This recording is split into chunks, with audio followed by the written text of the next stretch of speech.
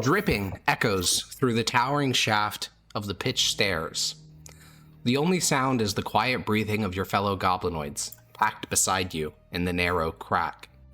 Today is one of the best days of the Spore cycle, Merchant Day.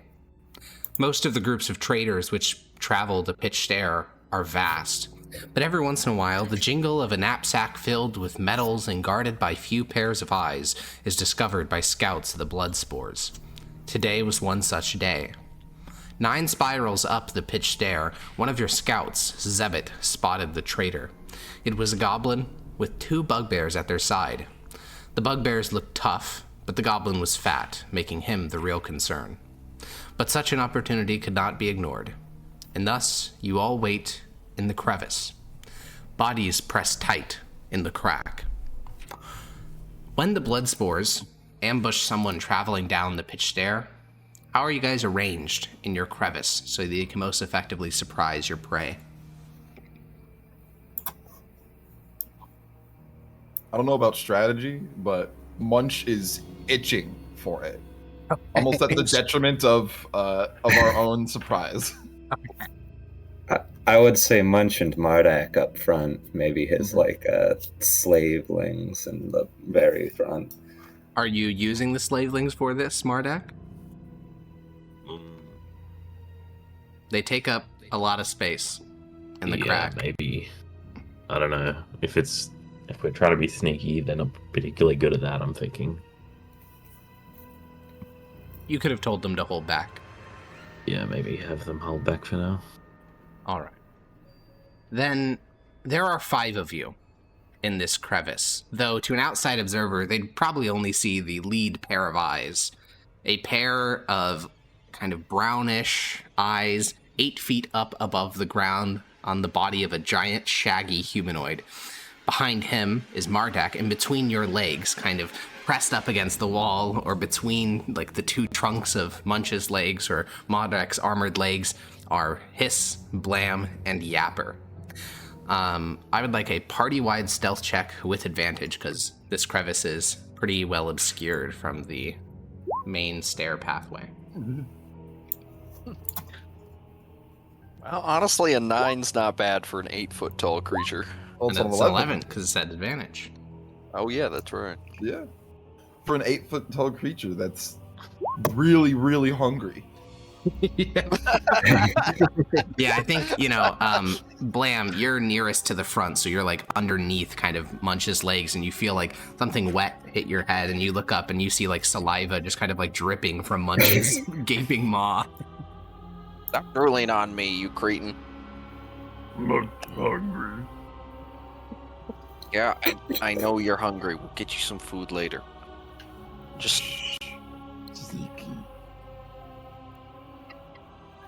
Well, the loudest noise is Mardak's occasional shifting in his armor, where you guys can all hear of the old rusted, like, chainmail links kind of rubbing together. And you all wait. Up above, you can hear the tinkling of the various pieces of metal within the merchant's sack hitting each other. They're much louder than you are. And you wait. And you wait. And finally, Blam, about 3 circuits of the pitch stair up, you can see your targets. Munch can see them as well, since you 2 are in the front. There is a goblin, short, 2 feet tall, maybe 2.5. He has big, paunchy cheeks with extra weight, a little gut, which kind of bounces each time he walks. He has a large knapsack thrown over his back, and a bunch of little knotted totems on his left hand. There is also 2 bugbears which guide him down the pitch stair. They're tall, though not as tall as Munch, and each of them has large axes, almost cleaver-like objects in their hands. The 2 of them seem to be friendly because they're chatting, though their words can't really be heard as it echoes down the pitch stair, only the tinkling of the metal in the knapsack. So, what is the strategy as these 3 continue to descend the pitch stair and get closer and closer? Can I shoot him? Sure. You guys are all inside of a narrow crevice just off the main path, but you could certainly squirm your way to the front and try to shoot them from a distance. Are they I think- close enough that everybody else could charge? No. Yeah. Not yet. Oh, okay. Yeah. Then I guess we'll I'm wait. more so asking what the general strategy was, because you guys have obviously done this many times. Do you wait until they get close to the crevice and then all kind of charge out for melee? Do you wait until they get past you and run down after them? Do you wait until they're like basically close to you and then like run out and hope that they like retreat back up and exhaust themselves? What is the hunting strategy of the Council of the Blood Spores? We have like what would be considered 2 frontliners, right? Yeah. Mardak and Yapper. No, No, I'm Mardak and not Munch. backliner. No, Munch. All right. Yep. All right. Why? Yep. You know. Could do like a thing where right when they get at level with us, the 2 of them just go to opposite sides of the group. And Makes just sense sort to of, me. just kind of, just Yeah, trap them that'll there. work. Munch will happily like use a burst of speed to like dash behind them as well if we want to get on. If we want to do it a little bit earlier as well. It's like before, like, you know, so we're not just like waiting. Yeah, I until mean, they're perfectly obviously, level with us. sometimes your prey will detect you before you like are ready to jump. So yeah, I think so. The general strategy is Mardak cuts off the front, Munch cuts off the back, and then the other 3 of you just kind of worm your way into the wherever you want to be. Yeah. Okay. Sounds good. Then you wait, listening to the jingling of metal. Everyone but Munch is thinking about what they would do with that metal when they got a hold of it. Munch is thinking about what he'll do with that goblin's belly when he gets a hold of it. And as the 3 descend the stairs, the 2 bugbears seem unconcerned. They have the confidence of a bugbear, being tall and strong and knowing that almost anything they come across on these stairs, they can probably just shove an axe into. The goblin is less confident, and about 15 feet away from your guys' hidey hole, you see the goblin stop and kind of walk over to the edge of the pitch stair and look down into the gaping abyss of the lower levels. And then he kind of looks around. Go Munch. Munch runs. Munch runs. Yes, he does indeed. Yeah, I think that he hasn't yet located your hideout, so you can get a surprise round. Everyone else is unfortunately inside of the crevice. So let's get some initiative rolls as I move us to the map. Yeah, you don't need to select your token any longer. You used to, but not anymore. I accidentally hit a bookmark and got me off the Roll20 page. Classic. All right, so your crevice is located. I will highlight it in red so it's easier to see. Your crevice is located right about here in the wall. So, Wait, what? Munch, you get to see, take. yeah. You get to act immediately before I roll into their initiative. What would you like to do? Let me. I could just, dash around all the way to this side. Absolutely, you certainly could do that. Oh wait, shit! Could I have prepared a graft beforehand? As if I knew we were gonna do a hunt straight away, or is that a little rough right now? For activations, you guys didn't have that much warning. You were told about, like, basically you guys were sitting inside of, you were sitting in the thing, then you were running to the crevice, and then you were waiting in the crevice. Neither of which times you had a time for like a 1-minute ritual to be conducted in like an open space. Cool. I'm assuming, the stairs are going this way, right? Well, they're going up and down, but yeah. Yes, but like they are going down. Oh, yes. They were descending, yeah. I think I will dash to the other side just to fulfill the plan. Yep, and makes sense to me. Yours. We need, I think everyone's in there. Blam, Mardak, Yapper hit. Okay, perfect. All right, wait. Drip. Hold on. Yeah. I'm gonna action surge real quick. Oh, he's action surging already. Holy moly. Okay. And then I'm going to hit him with my war club. Okay. You get advantage on this because it's from surprise. Oh. So yeah, you bang him across the head. Okay, you crack the bugbear across the head. He looks at you, He doesn't even flinch. He just growls in ferocious pain. This is another bugbear you're dealing with, not some goblin or hobgoblin. They don't bark in pain. They just get angry. Munch drooling. Munch drooling. Oh, God. All right. So the little pot-bellied merchant is the first to act. He's the smartest of them, clearly. What he is going to do is he's going to run over to you, Munch, and he's going to reach out and place a charm on probably like the back of your palm or something like that. These are known to be used by knot weavers of Anket, and basically the next time you take damage, you'll take extra damage, and you have disadvantage on saving throws. You may also attempt to remove it at the start of your turn. Well, basically for saving throw, you have disadvantage on. Yes, and then he's going to stab at you twice as his action with his little dagger. These are not advantage; they're just normal. So he hits you for. That includes that does not include 6. The necrotic damage. So let me roll that as well. So he bursts the knot instantly and deals 9 damage with the first attack, and 6 with the second. So he stabs you twice in the stomach for 15. He's doing all this one-handed because he's still holding his like little merchant bag with the other hand. And Mardak, you are in the crevice but behind Blam. Obviously the goblins don't obscure your movement in any way, so I'm just going to put you here. That cost you 5 movement to get there, though. And since I'm encumbered, I have minus 10 movement, is it?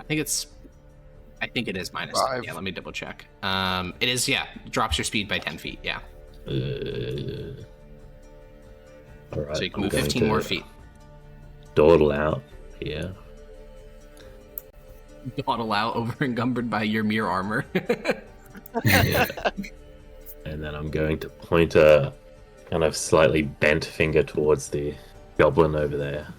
Just in a voice, approach. And you're targeting the goblin?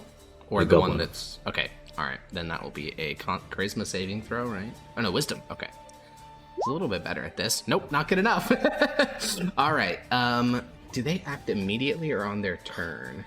Should be on their turn, I think. Okay. The spell has no saving throw. Some typical commands might issue a command if you do so. Approach, the target moves towards you by the... Oh yeah, it just happens immediately. Okay. Ending its turn if it moves within 5 feet of you.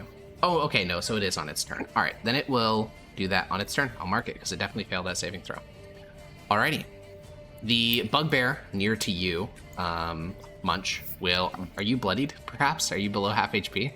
I am not yet. Okay, because... I know the care effort about killer. that. I know, I see that feature. All right, the bugbear will just swing his great axe at you. Then that's all I can do. Oh, how does it hit? All right, he cleaves into your chest. Oh my God, is that a max damage roll?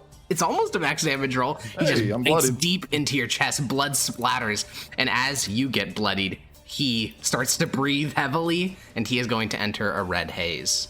Oh no. He will later, but not right now. He can't actually do it right now. But next turn. Woo-hoo-hoo. I know. You're talking about the blood motivation. Yeah, they love bloodied. It's your turn. I will question. Yep. At this killer, this applies right now during because I haven't moved yet. Yeah. Perfect.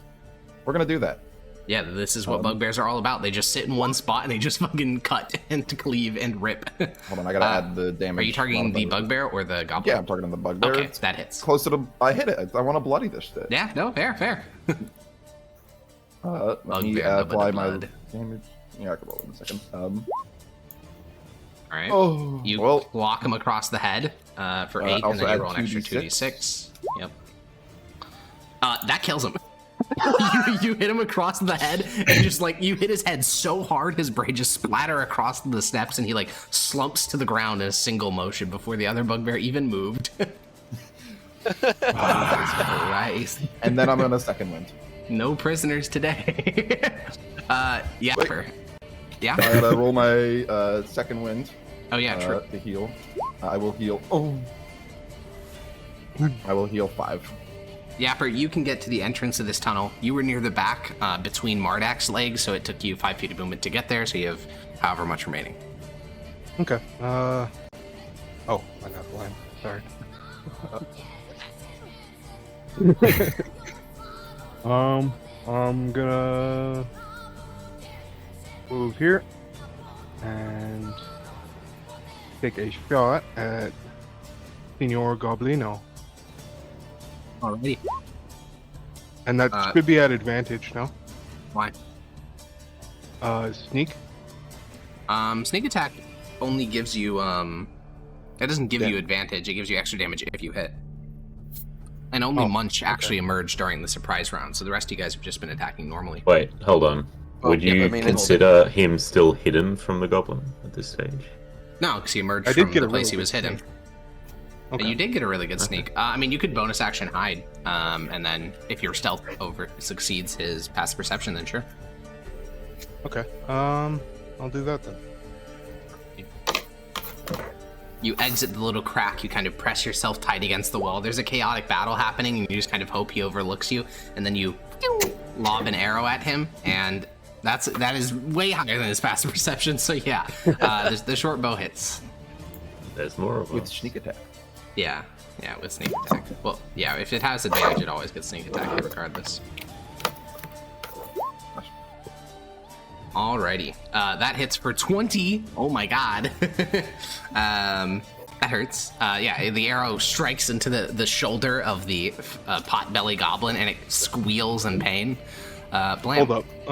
I got the feature that he doesn't take the sneak attack damage until he does the the delayed one. movement. Yeah. So you're gonna want to find that feature. Because I he think it's has called to something walk of towards the us. Also, damn, are you Yeah, sure? it's right in Sneak chat attack's there. 3d6?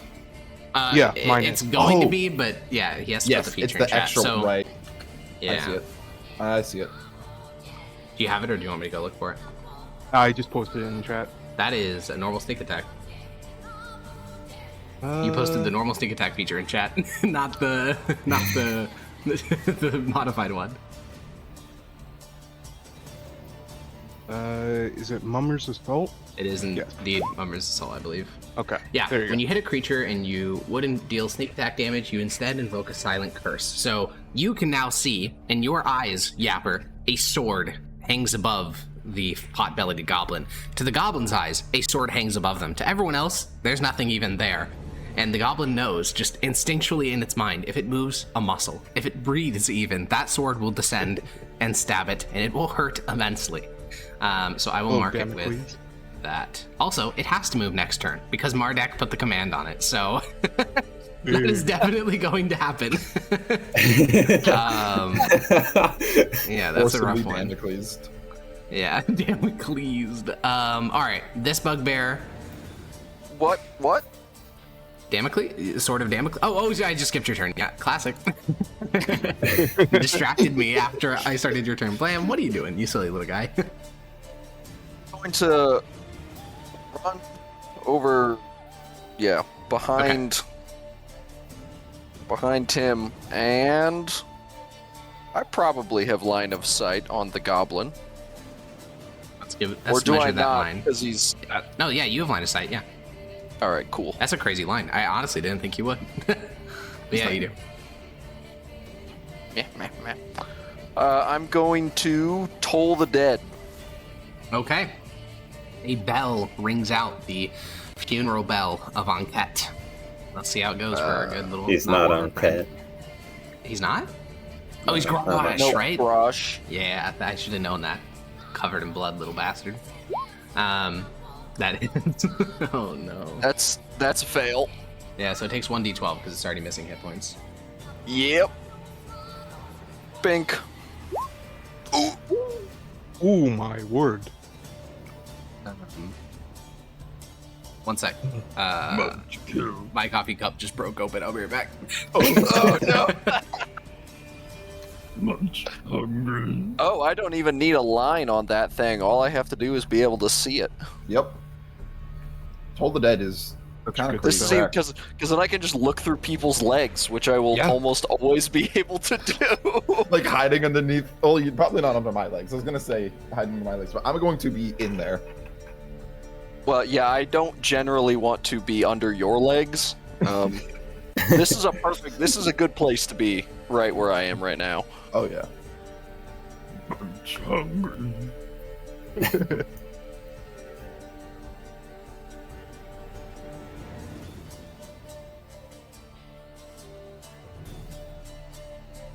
Okay, I transferred it to a new receptacle. Yeah, you deal 10. That was, Jesus Christ, I was like, it's leaking. How is it leaking? The cup's closed. And anyways. Okay. The bugbear is now going to act. He will walk up to Mardak slowly and down smash with his great axe, hopefully. 18. That meets my armor class. As he swings towards you, yeah, it like skids off your scale mail. You have a shield, right? Chainmail and a shield.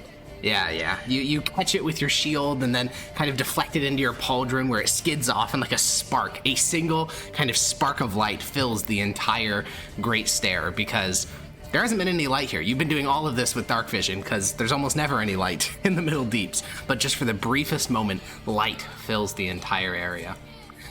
Hiss. I have a quick question about Anket's teeth. Oh yeah. I tried to post it. So. Do I just get to do that whenever I attack, as the last clause suggests? Or is it like its own separate attack? It is a separate attack, but you also get to use it when you attack. Like, okay. It is, like, you have to make an attack roll still. Yes. But, yes, it is. You get to do it in addition to your attack action. I'm assuming. Okay. Oh, in addition. Ooh. Okay, I thought it was like the shove action where you could like it would replace one of your attacks. Nope. I will go up between Mardak's legs. It also doesn't get any like pluses to damage or whatever. It's just 1d4. And then I will. Where'd you go? I went between Mardak. Oh, there you go. now I was like, you just fucking disappeared. Okay. And then I'm going to Toll the Dead and Anket Spike, this guy next to him. Okay, so for this bugbear, he sees a little goblin fucking squirm its way between the hobgoblin's leg. It points up at him. He hears bells in his head. He starts to like grab his skull, and then your little teeth bite at his ankle. Nightmare. He passes, so I think he takes 0 damage. He would have only taken 3 anyways, but the bite does hit the 21. So he takes... it does not add your modifier yet, so it's just 3 necrotic damage. But hey, he's injured now, so if you told it at him, that would hurt. Yes. All right, the pot-bellied goblin merchant will have to move. He is forced to. So he begins to walk towards Mardak with his full movement. That instantly triggers the sneak attack, so 3d6 from Yapper. I already rolled it. It was 13. And then does it provoke opportunity? Yeah, I don't know. Opportunity attack is for like forced movement. I don't know if that applies to like compelled movement. It doesn't say. It does not say that it doesn't do it, so I think it does. He is also bloodied. I don't know if how that factors into your thing. I have advantage on the attack then. Oh God. New wombo combo, guys. That definitely hits. Yeah.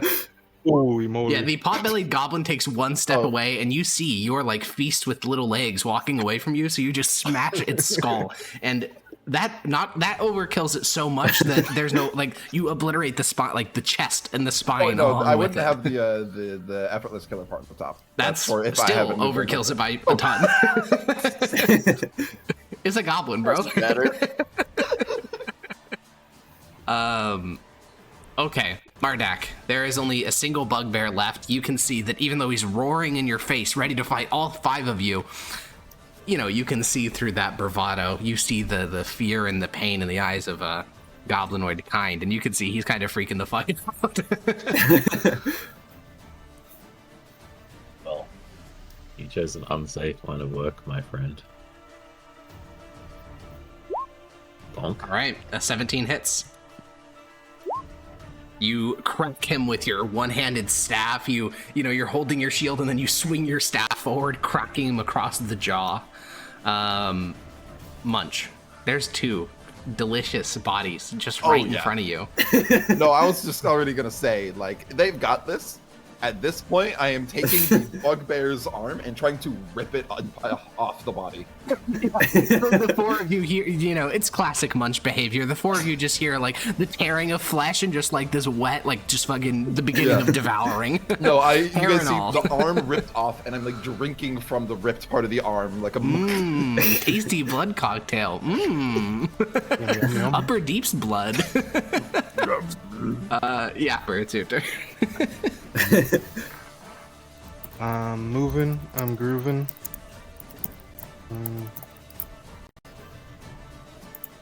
Bonus action sneak and shoot. Alrighty, it's 12 does not hit. Okay. That's my turn. Alrighty, rogue moment. Blam. What are we doing? I'm gonna look up to the feasting gargantuan. Yeah. Munch, get your ass over here. We're not done. And then I'm going Roll to a persuasion. roll persuasion. All right. A 15. Does that persuade you, Munch? It's hard, but it is. It's It part is of the hard. clan. It's very hard. That's but, why like, you had to make a check listen to the for it. clan. I listen to the clan, unfortunately. Okay. Food later. All right. Now that that's taken care of. Well, I can't go down there, but I don't suppose both of us can fit under Mardak, can we? It's a bit too cramped. I mean, you could, but you'd be considered squeezed, and then there'd be penalties. Yeah. Because there is space under there. It's just be uncomfortable. Are we doing flanking? Nah. Why are you like this? Because flanking makes some of the weirdest like front lines I've seen in my entire life that make no goddamn sense. I mean, when the entire combat is just a line. Yeah. I fucking hate the line, bro. All right, fine. I'll muck up over here, and then I'm going to cast Inflict Wounds on this sorry creature. Is Inflict Wounds an attack? Yes, it's a melee spell attack. I'm gonna shout, "Prepare your chest cavity for mushrooms!" All right, that's concerning. That definitely hits. That definitely hits. Oh man, that definitely hits. It's just a level 1. All right, you grab his damage. leg. Yeah, you grab about his calf, because that's about how tall he is in comparison to you. But instantly, every single blood vessel from basically like toe to basically groin turns black, and his entire leg goes dead, and his like whole like proud posture kind of topples to one side because he is now bloodied. However, enough people have now been bloodied in the combat for Red Haze to activate. Because there's now been 4 people bloodied. So he is now going to enter a frenzy. Yeah. Let's see. What does this let me do? I can take taking the disengage action in of itself does not give you movement, right? Yeah. If I use it, can I then use what movement I had left? No, as we're doing move action, like they must be discreet, and you already moved 5 feet.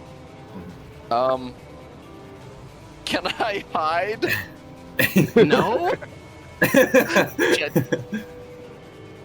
All right, he's going to do Whirling Cleave. The Ravager makes a separate Great Axe weapon attack against each creature within 5 feet, up to a maximum of 3 creatures, so that's all 3 of you, and it's going to take these at advantage, because all attacks against it are also at advantage. So this is Mardak, this is Hiss, and this is Blam. I think all of those hit. Yeah, that's pretty high. So this is Mardak, 10 slashing, Hiss, 4 slashing, Blam, 12 slashing. Bonus action shit pant. Yeah, the bugbear like just roars full volume and goes up and down the pitch stair. He's just trying to take a couple of you with him at this point. My pants are full of my own blood already, so yippee! Same as last time. Toll the dead and I'll catch bite. Okay, so it would do full damage if he fails the Wiz save this time. He failed, so you deal 1d12. I'll just click this in. That's really rough because the 1d12, the 1d8 would have been better than the 1d12. That's very unfortunate. So he takes 1 damage. The Oncat bite does hit though. Yeah. So it should just be 1d4. No modifiers. Oh, you already rolled it. You should remove the strength modifier on that attack, by the way. Alrighty, so he takes 2 necrotic damage, even though both your attacks hit. That is highly unfortunate. Yeah, you bite at his ankle, leaving a little bite mark. Yippee!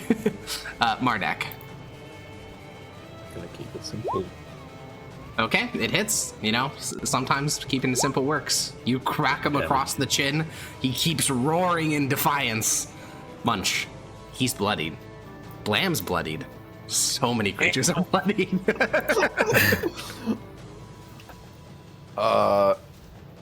The good day how many to be a hunts do we bugbear. typically go on in a pitch, just real quick? Or like how many like in a day? One if you're lucky. There's almost never enough traffic to give you more than that. Got it, cool. It's very rare. Everyone's so bad at fighting. I'm gonna pick up the great Very axe next to me. Yeah. And then I am going to move, dash with use action surge. Then you already use action surge to. I have 2 action surges. What the hell? At level 3? Yeah, I'm pretty sure. The fuck? What? Did they change Or am I fighter in crazy? the new D&D thing? Let me double check that real quick because like No. we Action using the surge new 2 isn't D&D? until level 17. Okay, got that makes it. much Whoa, more sense. Okay, I don't know why I had it marked as 2. That doesn't make any Okay. sense. All right, It's yeah. fine. Then I will actually move only over to here. Okay. And then can I throw it because he's 5 feet out of my You range? can. I will warn you though, there's a reason why you use a great club, because this great axe, the head of the axe is actually pretty good metal, but the shaft of the axe is really, really bad fungal fiber, so it's very likely to break on the act of you throwing it. Well, I'll throw my. Oh, the Munch don't care. Yeah, exactly. It's not your great axe. I was just letting you know why you use a club in the first place. Or a Yeah, great so this axe. is just a strength check, essentially. That does exceed AC because he's in the blood haze, so you have advantage on the attack. So roll a 1d2 to see if you break the great axe in the process.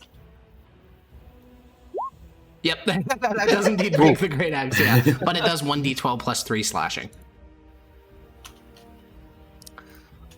So you throw the axe, the head of the great axe, you know, this massive, like 6 foot long fungal woven weapon.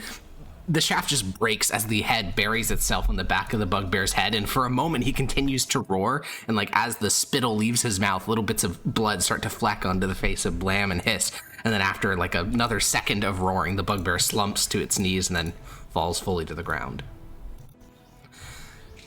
Another successful hunt. Ow. Alex, I have a question concerning one of my my channel divinity. Mm-hmm. Boop. Oh, why didn't it post? There we go. Is it something I personally have to kill, or just something that has been killed in the past hour? Oh, too easy. But that okay. you contributed to, obviously, but... Yes. Okay, I'm going to start doing that on this I assume year. there's going to be lots of little rituals and harvestings and stuff, but you guys are on the Pitch Stair still, which is one of the most high traffic areas in all the Middle Deeps. It's highly unlikely something another goblinoid comes, but more than just goblinoids live in the Pitch Stair. Take food home. Alright, let's get this stuff back. Can Munch be on the way back? Yeah, we just drag the bodies back. Yeah, I'm basically. taking these 2 bodies over my shoulder. Yeah, you can do that. You throw the goblin like at your waist, like it's like a rabbit or something, and then you put the bugbear up on your back. The other bugbear requires essentially the rest of the party to drag it behind them. Munch, leave that goblin alone, at least for now. Thirsty. Yeah, I know. You have 2 other ginormous bodies to drink from. Leave it alone for now. No, take it back. Just don't eat it. Mostly for mushroom. For a mushroom, I drink blood. Oh my god, why do I put up with all of you? You do notice, Blam, that while Munch is just grabbing all the meat parts, because that's what he cares about, the merchant's sack, you thought the merchant was only holding onto it. It's actually also tied to his torso to probably prevent it from being like pickpocketed or stolen. So his little merchant sack is still connected to his chest. All right, I'll snag that. Okay, I'll just jump as it's high about, as I it's about 3 feet above your head. Okay, you walk over, you leap up full on, like grab the sack, and then untie it while you're hanging from Munch's waist, and then you fall to the ground. I could have just climbed Munch. True.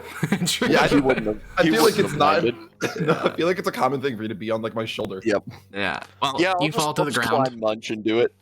Yeah, you fall to the ground holding the sack. You tug at the sinew thread that secures the sack, and within, it's just useless gold. There's no red metal, there's no mithril, there's not even steel. It's just gold coins and copper. What the fuck can you do with gold? You can't make anything out of gold. It's highly unfortunate. The copper is useful, though. That's better than nothing, for sure. You can make pots out of copper. Before we go, I'm going to grab the 2 axes that fell as well. One of them, unfortunately, is broken, but the other great axe is... I'll grab the axe head. Oh, yeah, true. Good metal is yeah, good metal. absolutely. Yeah, that's metal. The axe head. Absolutely. Yeah, that's a pig iron. That's good stuff. Do we normally even bother bringing gold back? It's just, I mean, what do you... Not really. It's so soft, it's like... Yeah. It's only ornamental, and what the fuck do you need ornamental gold for? All right, I'll sift through all the gold and take the copper out. Yeah, you get 35 small like scraps of copper, which is about 3 pounds of copper, which is really good. That's like multiple axe heads or pots or whatever. All right, not bad. What was the copper to gold ratio there? It was about 90% gold. Ah, damn it. Nah, whatever. All right. Alrighty. So, you begin your journey back.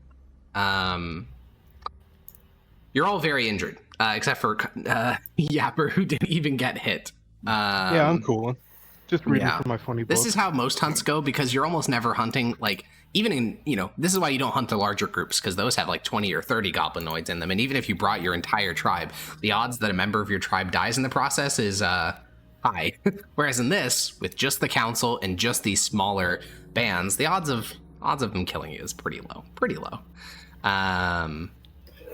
And so, Jackson, just to answer your question, the reason why you don't add the strength mod is because the feature adds a modifier later, because you get it for free, essentially. It's just like free damage, so to have the modifier would be a bit much.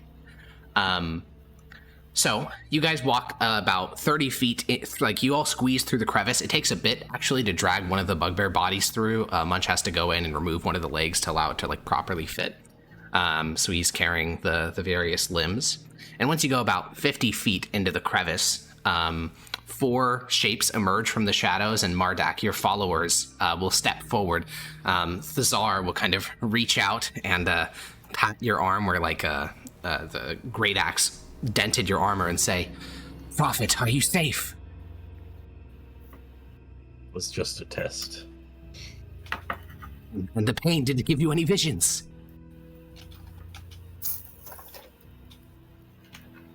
Don't know. You guys, make yourself useful. Start dragging these bodies back. Of course. And they will attempt to take the bugbear from Munch's shoulder to carry it back. I'd leave that one alone if I were you. They look at Munch and then slowly move to the other bugbear and begin to carry its body. And your motley crew begins its return journey. You walk through... Yeah? Every couple of steps, with the bugbear over my shoulder, I just like turn my head and take a bite out of it. Yeah. I think for the rest of the party, it's not so much the biting sound, it's more so the chewing, because it takes several minutes and there's like hair, so you're like also spitting up like clumps of bloody hair every couple steps. Fucking disgusting. During the trek back to the tunnels inhabited by your tribe, you all step lightly. The tunnels closest to the pitch stairs aren't truly controlled by anyone, because they are too often scoured by tribes attempting to clear out raiders from the stair. Thus, one could encounter split heads or red weeps pretty regularly. It isn't until Munch, at the head of your pack, spots the heartwarming sight of a goblin head festering with crimson fungus that you realize you've reached home. The air of your tunnels smells musty and of the earth. It is damp due to the leaking steam pipe that makes your tribe able to live at all.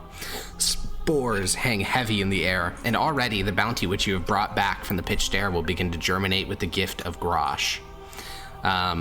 You walk a couple steps closer to this head that's like festering with crimson fungus, and Zebit, the scout who spotted the merchant in the first place, will kind of step out from one of the basically you have a guard post that you've like carved into the stone wall, and he steps out from that guard post and looks at you all and puts his crossbow on his back. Welcome back. Ow. Looks like the hunt went well.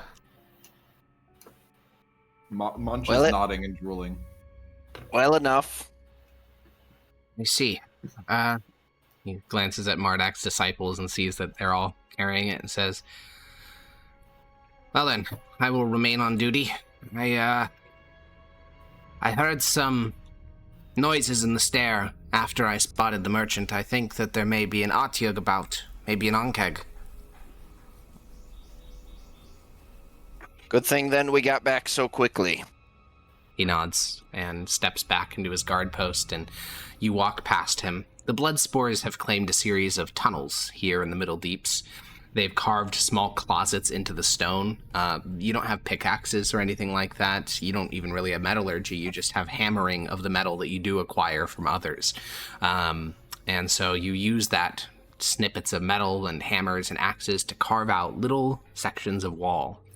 And in those little sections is where your tribe lives. So it's once you get into a tunnel that's particularly dense with spores that various members of your tribe emerge. Goblins, bugbears, hobgoblins. Well, not really hobgoblins because they're all currently following Mardak. But goblins and bugbears will emerge. And you begin the work of essentially the post-raid rituals. Blam, you and Munch and the 4 hobgoblin disciples go into the only cavern that you guys control, and it's not even a very large cavern. It's about 40 feet by 40 feet, and you see about 15 other bodies. Some have been here for literally like years. They've just repeatedly had things grow within them, so they're really just bones at this point. But most of them are more fresh bodies, and fungus grows all throughout them. The mycelium turning their bodies a sort of shade of pale white.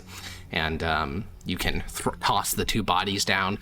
The 2 other fungal gardeners, Clang and Fizzle, will walk to you, Blam, and kind of investigate the bodies, and Clang will say, must you be so violent on the heads? You know the fungus likes to fester on the brain. You can thank Gargantuar for that. Clang will look up at Munch and say, Munch, be a good boy and try to avoid striking the head next time. Munch understands.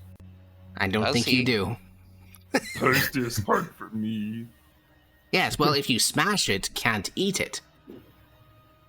Yeah, there's a way to get. There's a way to get through to him. Scramble. He said scrambled. Concerning. And as the bodies are tossed down, and you and the other 2 gardeners begin the work of breaking open the skin so that the fungus can more easily get inside, snapping the bones so the marrow can be festered in. What are each of your post-hunt rituals? We'll start with Yapper. Yapper would be twitching and mumbling incessantly, reading from his weird book. And does anybody get near him? Probably not, if you're twitching and mumbling. That's terrifying. To be honest. Yeah. Okay, well, as nobody is getting near him, he'll go wander, try and find the nearest goblin. You managed to corner Zibble, which is one of the youngest goblins of your tribe. He was just in the process of basically trying to tan a piece of bugbear leather, and you like grab his shoulders and he'll look at you. As he's twitching, his neck kind of cracks to the side, and his scowling face faces Zibble. And he starts mumbling, "A sun smiles down with eternal malice. Grow in shade." And then he collapses. What? And Zibble will start to like look around the tunnel and be like, "Daddy, we don't see that." And several other goblins will come over, and I think, probably bring you to one of the sleeping closets, and Zibble will just start to repeat the words to the rest of the tribe, very confused on what they mean. And Blam, after you finish the process of, breaking open the torsos and the basically the agricultural work, what is your post-raid ritual? Right when we get back, before everyone scatters to do said things, generally we'll do especially if we're wounded like this, do a prayer of healing before everyone doinks out. Yeah, what does a Blam prayer of healing look like? It's like, especially because we're coming back and it's successful, it's more of like a prayer of thanks. Like, thanks for a successful raid, more food, the continuity of the tribe, and yada yada yada. Yeah. And what epitaphs do you give to Grosh as you thank him? Epitaphs? Yeah, so, this would be like Grosh the Ferocious, Grosh the Eater, Grosh the Lazy. These are all, epitaphs that people have given Grosh in prayers before. I think I'd tailor it to, like, whatever specifically happened. So, like, Grosh the Mulcher is a good one for this one, and Grosh the Rotter, because there was a lot of necrotic damage being thrown around. And okay. Grosh the Shaman, maybe, since spells certainly helped a lot in that. Yep. Okay. Things of that nature. And then, let's see how much healing we get. Yeah. Yeah, as Yapper wanders off into a side tunnel to have his visions from the gods, Yes. the rest of you are gathered close, listening to the words of Blam, and you all heal for 11. 11. That's like full HP for some of you. Yeah, I was about to say that I'm one away from full. And then after you do your prayer, break up the body, then what? Well, I conduct my... especially if we only really do one of these a day, I conduct my rite of spilling. Yeah, so you walk to one of the bugbear bodies. I did help. I forgot about that, but yes. Yeah. Can't do it on that one. Yeah, as you're breaking up the bugbear body for agricultural purposes, you start to basically gather inside of this little little stone, what is it called? Like a thing that you crush stuff in with, like, the... Mortar and pestle. Mortar and pestle, that's the word I was looking for. Which one? The pestle is the little stick, and the mortar is the container, right? Yes.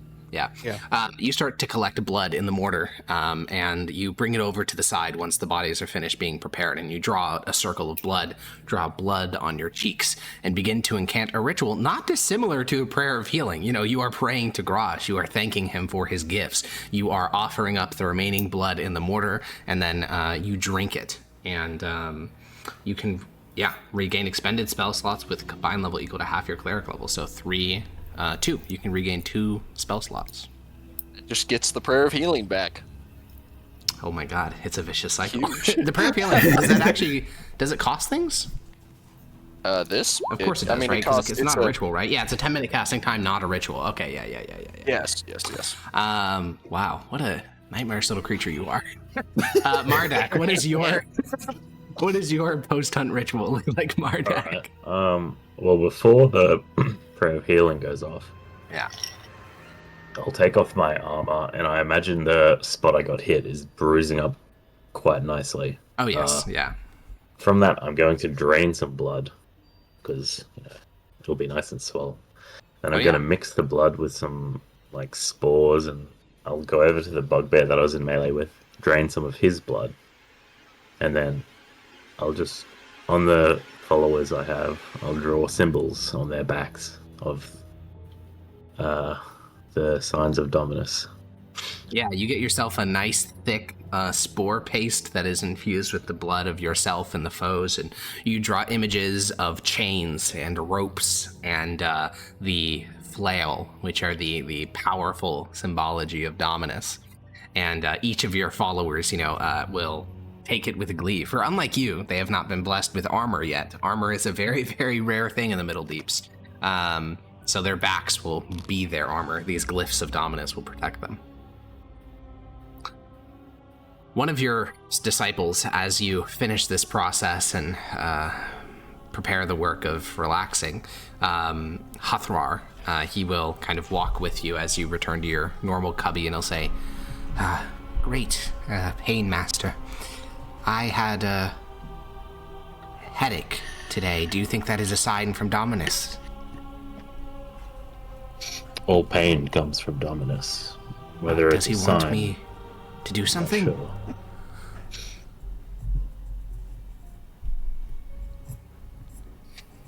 sure. Maybe it's just keeping you on your toes. Either way, actually, you could help stand guard today. There's been movement out in the steppe. The pain will keep me alert. It is wise. I will go join Zebit. He'll take kind of breathlessly, go walk over and pick up his mushroom fiber like spear shaft with a nice pig iron head you looted from a body a couple of weeks ago, or a couple spore cycles ago, and he'll make his way out to join Zebit on watch. And yes, what does your post raid ritual look like? Yeah, I've got two things. First, I know the heads are all bashed up, but are there any teeth left in any of the corpses? And are those the goblin's important? actually not that bashed up. The goblin is Well, the goblin I thought I is smacked bashed him up. across the It's- head. Yeah, the goblin is bashed up, but it's like a certain type. Like the back of the head and the back of the chest is just gone, but the front of the face is almost entirely intact. So yeah, there's tons of teeth in there. Are those important for growing mushrooms at all? No, teeth are not. No, the bone stuff is not valuable. Only the marrow is, and teeth have. I don't think teeth even have marrow in it. Do they? Get I don't the think they eyes do. and ears. No, they're just Yeah. bone. Yeah. Bone and an animal. So I'm going to take the teeth and add them to my collection. Based. And then it's been established that we have like psychedelic mushrooms. What amount of those do we have? Like, what's Yeah, the so you ration? have your main fungal cavern. It's the only cavern you guys control. Your psychedelic mushrooms are instead grown in tiny, tiny little cracks where you can manage to put, you would call it dirt, but I think it'd more accurately be called like dust, essentially, like concentrated dust. You put these in little cracks in some of the little cubbies you guys have carved out in the tunnels, and every once in a while, a little fungus will sprout from that. Right. You have been jealously guarding a single sprout that's in the process of growing in your own personal cabinet, which feels like a blessing from Anket himself. All right, I'll hold off on that, but I am going to try and like do some like a dancing ritual to induce a vision from Anket. Probably something. Yeah, you go to your little cubby, which is just wide enough for your arms to like reach out and touch both walls, and you begin to dance and spin and spin and spin, and you found that if you spin in circles enough time, you start seeing visions from Anket. And this time it takes about 200, 300 rotations. You lose track pretty quickly, but soon enough your head is spinning and you kind of hit your head on the wall and you slump into to the ground in your little cubby, and through like the spots in your vision for the briefest moment, you see a flash of Munch's mouth leaking saliva as he was getting ready to eat those bugbears. That is the vision you've received from Anket today. All right. And now, Munch, what is your post-battle ritual? As we make it back, I have been lectured by probably Fizzle and Clang too much to keep eating all the bodies. Yeah. So yeah. I will be sitting cross-legged watching their entire process of putting mushrooms into the corpses of the bugbears and goblin. Yeah. Waiting if for there's any leftovers, which there won't probably be. Yeah. Another And- bugbear named Grosh will sit down beside you. He's shorter than you. Most bugbears of the tribe are shorter than you. But he's much more hairy. And he'll kind of look at you and say, "They're starving us." It was taught share good for clan. We should eat them. The bugbears. He looks at you. No, stupid. Goblins.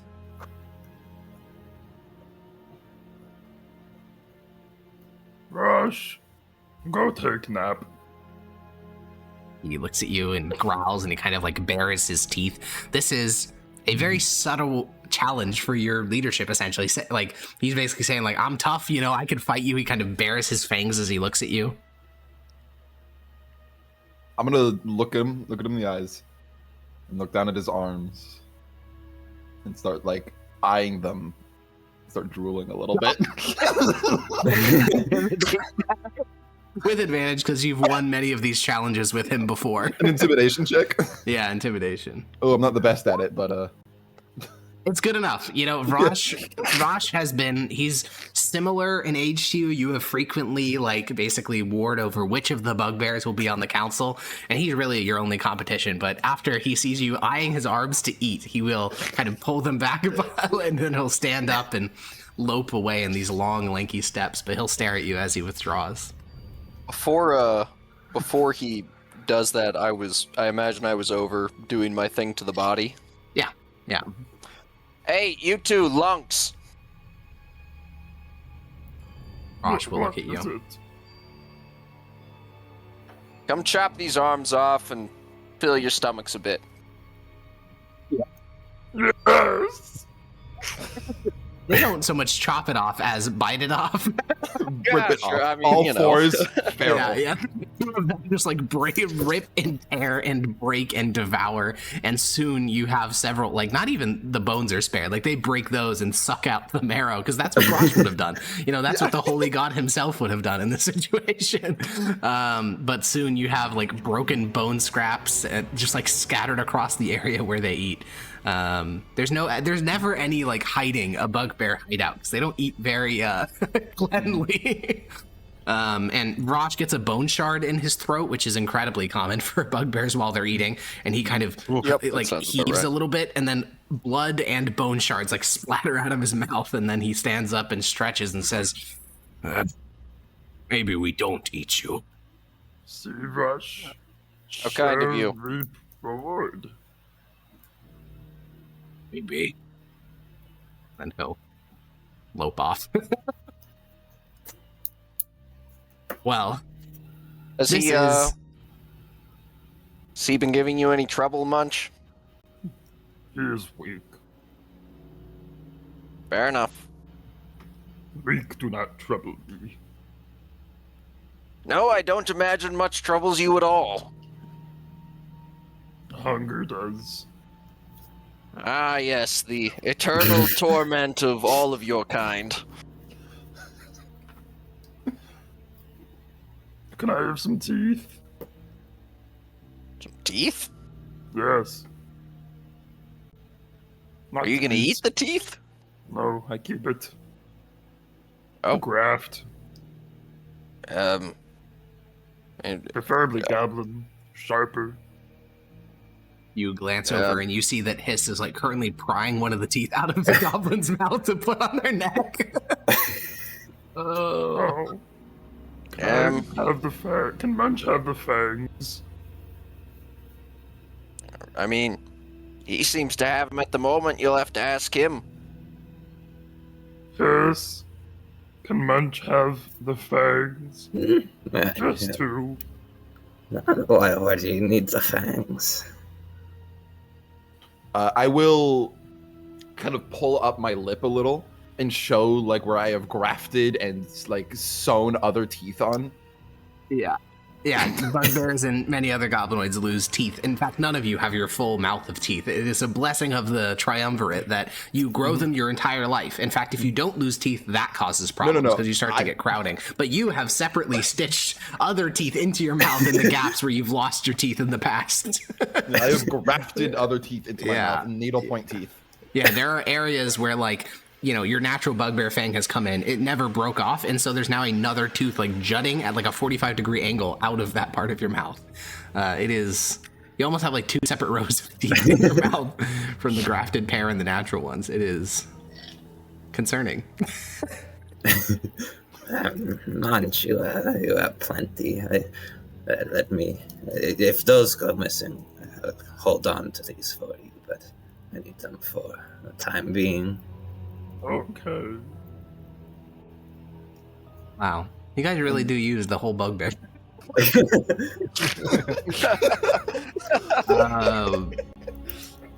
But yeah, Efficient. this is the Blood Spores, the tribe that you all belong to. The harvesting doesn't start or stop in the aftermath of the raiding ritual. Munch and the other bugbears will begin their long slumber because the whole tribe was ready in the event that you needed backup or some other prey was found. But they'll begin their long nap, which takes, in some cases, an entire spore cycle, while the goblins will begin the actual work of maintaining the tribe, cutting off the heads, placing them at the boundaries of the tribe, tending to the fungal groves, seeing if there's any changes, collecting water from the steam pipes. And the hobgoblins under Mardak will do the diligent and disciplined duty of actually watching the borders of Bloodspore's territory, making sure that no one else is trying to impede on your lands, mostly the split heads, making sure that no other prey appears in the pitch stare, because while it's rare, it has been known to happen. But as the spore cycle begins to wind down, and even the industrious hobgoblins begin to find themselves resting in quiet cupboards dug into the stone, Blam, the youngest goblin in the tribe, one that you were actually basically the what's the word? Person who delivers a baby. I mean, Midwife. Like midwife? Yeah, midwife. There you go. Yeah, you were basically the midwife for Squish. Squish was born into the tribe just a couple of years ago. Squish will kind of walk up to you as you're tending to the fungal patch. You're kind of tilling the guts of a hobgoblin you killed a couple of days ago, so that you're turning it over and giving the fungal mycelium access to the deeper parts. And Squish will kind of walk to you, and he'll kind of show you the back of his knee, and you can see a little fungal spore growing out of it. And he says, I think I have an injury that I cannot see. Let me see here. No,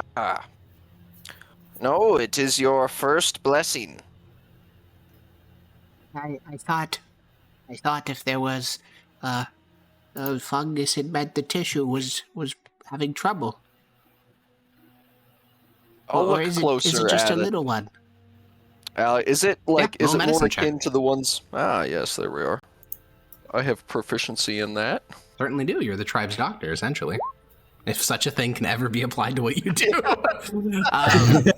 Yeah, every member of the tribe has little funguses after a couple of years. It's just inevitable living with this many spores in the air. Munch has them in his ears. Hiss has one that grows next to his eye. Mardak definitely has them, but he keeps them covered up with his armor. Blam, you shows you're proudly wherever they grow. This one, though, you kind of look closely, and it's pretty big for someone who's only been in the tribe for 4 years. And you kind of look closer, and you can actually see, blessings of Grosh, that there is actually an object, in the back of his knee. And, being the tribe's doctor, physician, shaman, witch doctor, whatever you want to call yourself, you remember actually doing a surgery on this exact knee. He got shot by an arrow, and you extracted the arrow and the arrowhead, but there's clearly something still inside there, which is what the fungus seemed to have grown off of. Remember when you got shot Yeah. and we had to pull the arrow out? Yes. Might have missed a bit. Oh no. It should be okay. Let me take a closer look. Yeah, I'll see if I can do a little poking and prodding to figure out what this object is. Yeah, your claws are very sharp.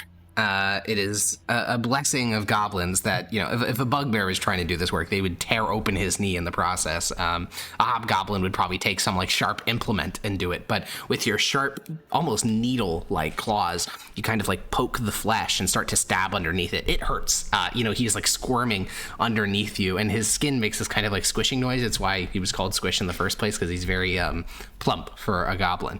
But you kind of right. your little needle-like claws kind of stab into the back of his knee in search of the object, and it's not until you hear a little clink as you realize, there's a little shard of the arrowhead the metal arrowhead that's still in the back of his knee. Yep, you got a bit of the arrowhead still back here. We'll have to take that out. Now? Better to do it now than later. Oh. I know, but it'll feel better once it's all done. Okay. All right. Yeah, you have no painkillers or anything like that. Nope. You can basically use your claws to basically wrench All right, the arrowhead out of the back of his knee. It'll be, screaming agony, but most other people in the tribe don't even wake up because that's just how it is. Like, that's just how almost all procedures are. It results in deafening screaming. But yeah, the chunk of the arrowhead is not a big enough piece of metal to actually be useful, and it had actually begun to rust in his body. So it is essentially scrap. What about the mushroom that was growing? It's not a big one. I mean, it's big for growing and living flesh, but it's actually very small from a calorie standpoint. What are you going to do with that? Give the wound a sniff. Does it smell infected? Oh yeah. That's why the mushroom was growing there. That flesh was having big problems. Oh, I see. Alright. This smells tainted. He Not screams. in a good way. No pain. Yep. Alright, I'll have to take the mushroom out and... what is it? Debride? Yeah, debride the wound. Yeah. Which in your case involves eating the rotted flesh and then spitting it out. Yeah, we'll do that. Yeah, you harvest the little mushroom, set it to the side with, again, needle-like teeth. You reach in there and bite away and use your claws to carve away the dead flesh. It is, again, deafening screams throughout this entire process. But you quickly, the amount of dead flesh is actually almost nothing. It's, once again, just a testament to the power of the... grosh fungus that it was able to even take purchase here because the mushroom is bigger than the flesh it was growing in. But yeah, you get this tiny little nugget of flesh that was basically rotting. He'll need to do all sorts of, basically, you rub in some fungal paste in there, which will help him recover. You also put in a little bit of milkweed, which is essentially, there's this one area where a pipe has been leaking for probably centuries at this point, and it's made this stalactite, and every once in a while these weird little white fungus will grow there, and you just call it milkweed because why not, and you just make it into a paste, and you think it's medicinal, you're pretty sure. Probably. And so you rub a little of that paste into the wound as well, and as he's just writhing on the floor in pain, you now have your little pile of dead flesh, which you toss onto one of the fungal bodies, and then you have this little mushroom. Can I implant it into one of the bodies? Certainly can. It'll connect to the mycelium network. These are hardy little fungi. Without it, your tribe wouldn't exist. Yeah, let's implant it into, I guess, one of the fresh... Or do we have the body still of the thing that shot him? You do. Yeah, it wasn't that long ago.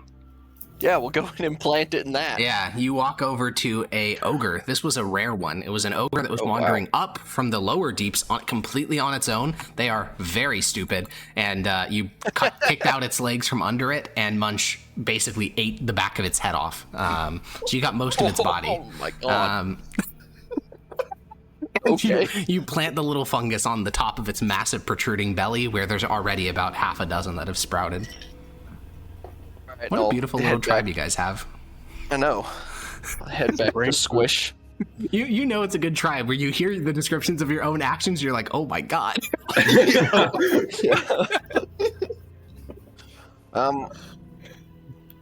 Come back to me if it gets inflamed. He just but moans in agony. agony. You should be fine.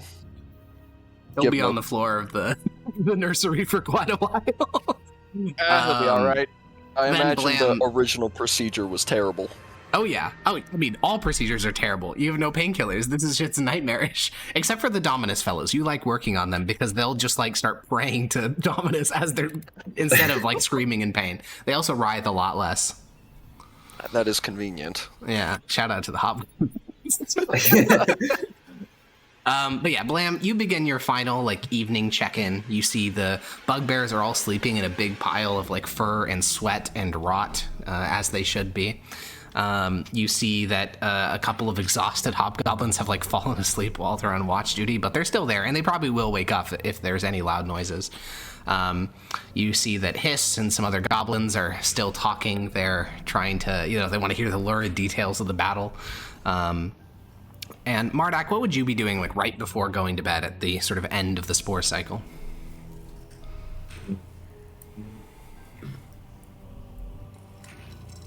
I guess trying to organize an inventory of all the loot we've got, organize stuff. That makes sense. Walking around, just making sure people are actually on guard, paying attention. Okay. And Blam, as you're on your little wandering about the tribe, making sure everyone's doing okay, you spot Mardak. He walks up to one of the sentries and punches the arm, and the hobgoblin instantly alerts and kind of spins around with his spear and then sees Mardak and says, "Oh, Prophet, I am so sorry. I will exsanguinate myself in penance." Good. He, cuts along his forearm. There are half a dozen cuts there as well, and he'll kind of hold out the blood and let it drip onto your palm and say, "1,000 apologies, Pain Master." I'll just leave him. And after seeing that, I'm gonna wander up to him. To Mardak or the sentry? Mardak. Okay. Is pain also a punishment? Pain is pain. Doesn't matter Yes. if it's a punishment or a reward. It is just pain.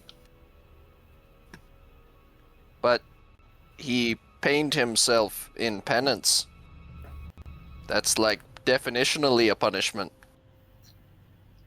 It's also worship. Okay then. This is why you like Grosh. Grosh is simple. What the fuck does that mean? Pain is pain? What's this Dominus worshiper on about, man? The Triumvirate, of all the Triumvirate members, you understand Dominus the least. What the fuck's going on with that guy? At least Onket you get, he eats rotting flesh. You also eat rotting flesh, so that makes sense. But what's this guy talking about? You could ask Squish how pleasurable pain is, and the goblin's screaming in agony. Yeah, true. Hey, you've never seen a goblin worshiping Dominus. Goblins have the good sense to worship Onket or Grosh.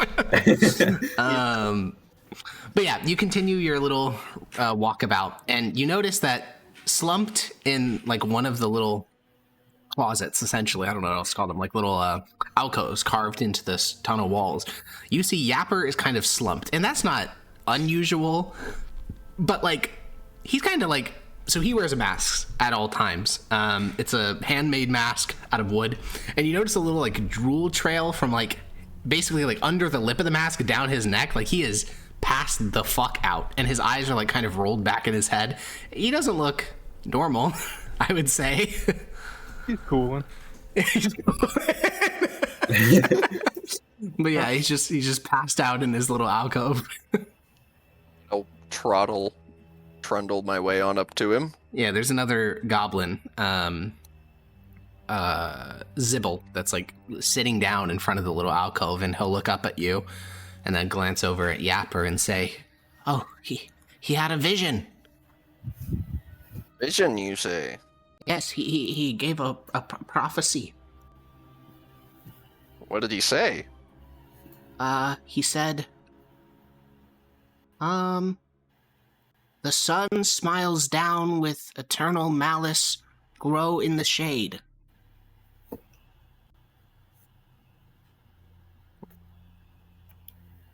I see. I don't know we all know the rumors, the myths of the sun, but how could that be a problem for us? Seems to be an affirmation of what we are already doing. That's a good point. Oh, you think the gods approve of what we do? I would imagine we're still here. Oh, and you're a prophet. We have 3 prophets in our tribe. We are truly blessed. You think I should wake him? Or does the energy of receiving a prophecy make one... He gestures over. Is that Yapper's body? Is he still breathing, Alex? Oh yeah, he is. Well, he's breathing.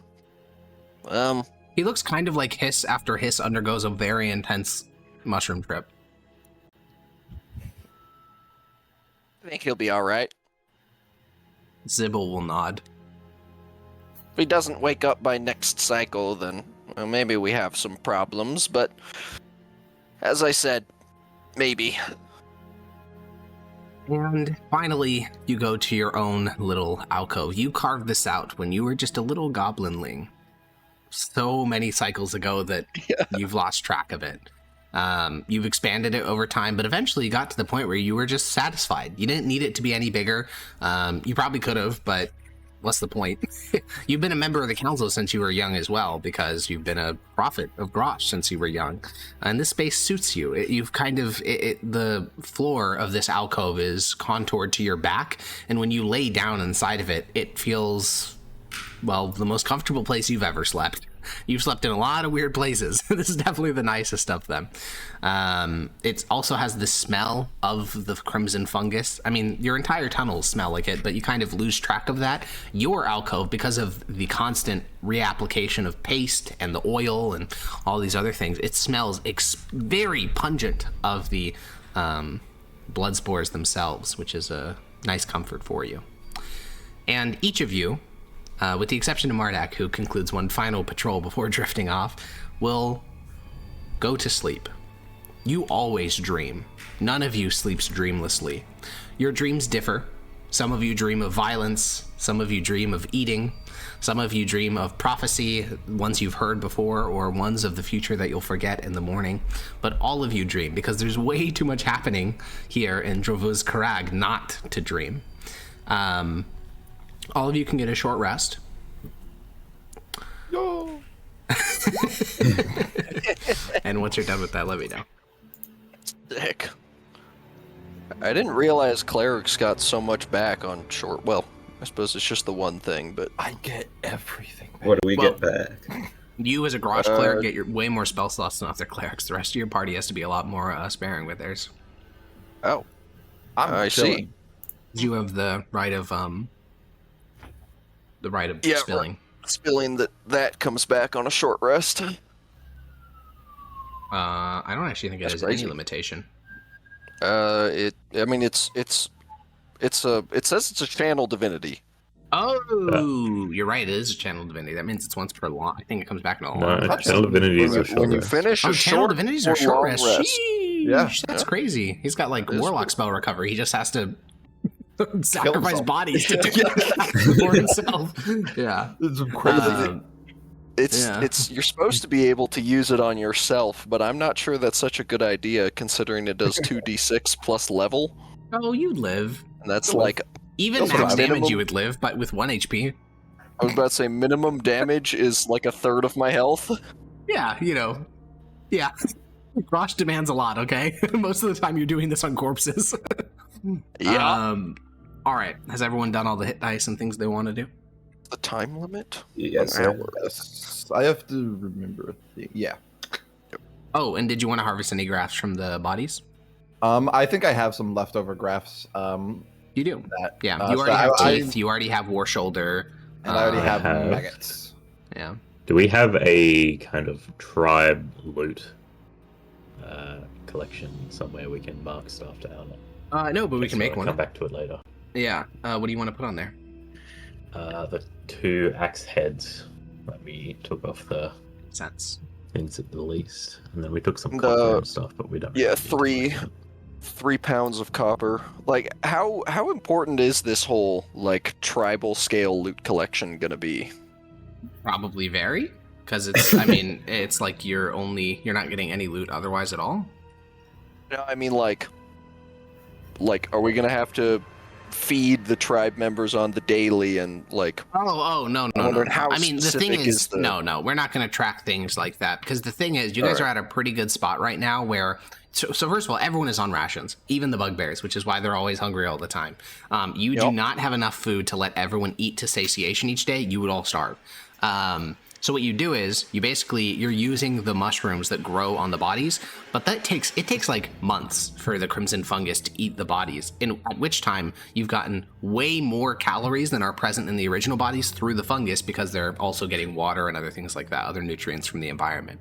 So you guys are at stability right now. If your tribe increases in scale, then it'll become a problem. If your tribe massively decreases in size, then you can eat to satiation. Like if there's these huge swings, then you'll have to find new food sources. But right now, you guys are at like perfect stability, and you have been for essentially your entire life. Like the tribe has never grown past about 25 in your entire existence, Blam. And that even applies to like Mardak and Munch. Like no one has known the tribe to get bigger than 25 because that's when you start to outstrip your food and your water. But right now, you're good. We don't need to worry about it. Sick. Okay, so y'all get a short rest, but so the spore cycle, this kind of measurement of time is how long it takes for a new burst of blood spores to enter the air. Just a little bit of out of game. This happens once every 36 hours or so. A fully grown blood spore will essentially spew out more of its stuff.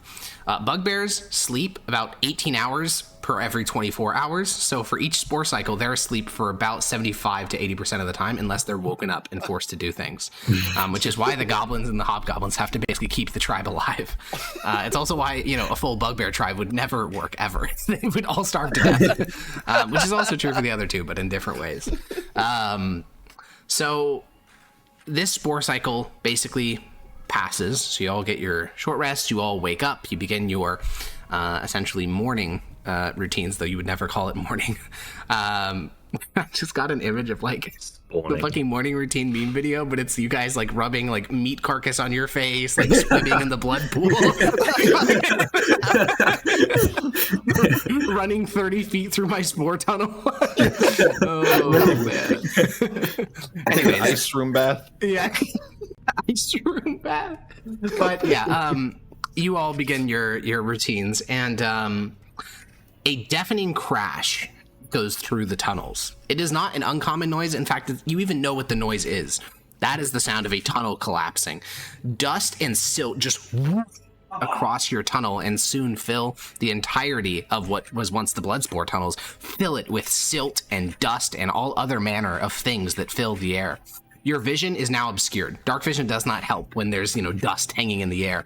And the entire tribe doesn't panic because you don't want to be too loud in events like this. Because while that could have been a natural tunnel collapse, it also could have been something like a purple worm. So the tribe stays quiet and people reach out, grabbing onto each other's hands. Soon the tribe are all kind of roughly gathered near the nursery because it's the only thing you really need to defend. And Zebit will move towards the five of you, who instantly group together because you are the strongest warriors of the tribe. It's why you're the council. And Zebit will kind of feel and touch Mardak's armor to figure out where he is, and he'll whisper to the five of you, "Counselors, I know where the tunnel collapsed." Where? It is near the Split Heads territory, but it's in our territory. It is not a beast. It is an opening into some sort of chamber. I was guarding that tunnel. It's in our territory, you say? Yes, completely. We have 50 feet down, we have a head marking it as so. The Split Heads would know that. Not necessarily mean they will respect it, though. Agreed. Came back as quickly as I could, getting lost in this dust. Yes. Can you lead us back there? Yeah. Hopefully the dust will have settled by then. Yes. Zebit will kind of, yeah? As second this cave collapsed and we were all grouped together, I would have begun activating a graft. Makes sense. Which one do you want to activate? We're going to do bodily infestations. Yeah, so, I mean... So obviously Fleshclaimer rituals are highly esoteric, highly obscure. Like you don't even really know you couldn't even begin to explain why you're doing the things you do. They just work. But what does it look like while Munch activates this particular graft?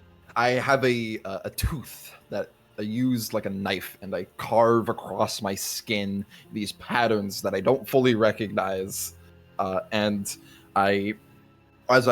for this one specifically, I'll like open up like a hole near my ribs, and like maggots will like be pouring out, and I will take some of those and eat them, and take some more fungus and close it up, and with this haste. It's so fucking gross. That's perfect. Oh man! So now that this is an active, graft, the appearance effect of the graft is now a lot more pronounced. So there are going to be occasionally, bugs that wander out of your mouth or out of your ear, and free food, basically, is what I'm trying to say. Yep. But Zebit will take kind of Mardak's hand, and you guys will form a conga line moving through this dust. It is literally impossible to see. Luckily, you all have pretty good ears. I'm looking at your guys' portraits. You all have really big ears. Yep. So all of you kind of strain your ears to listen as you make your way down the tunnels. And, I was about to say a survival check, but that seems to work well. So let's get a survival check from the party. Zebit is guiding, so you guys all have advantage, unfortunately. Oh, so my Call of the Wild doesn't mean much. Not in this particular case, no. Oh.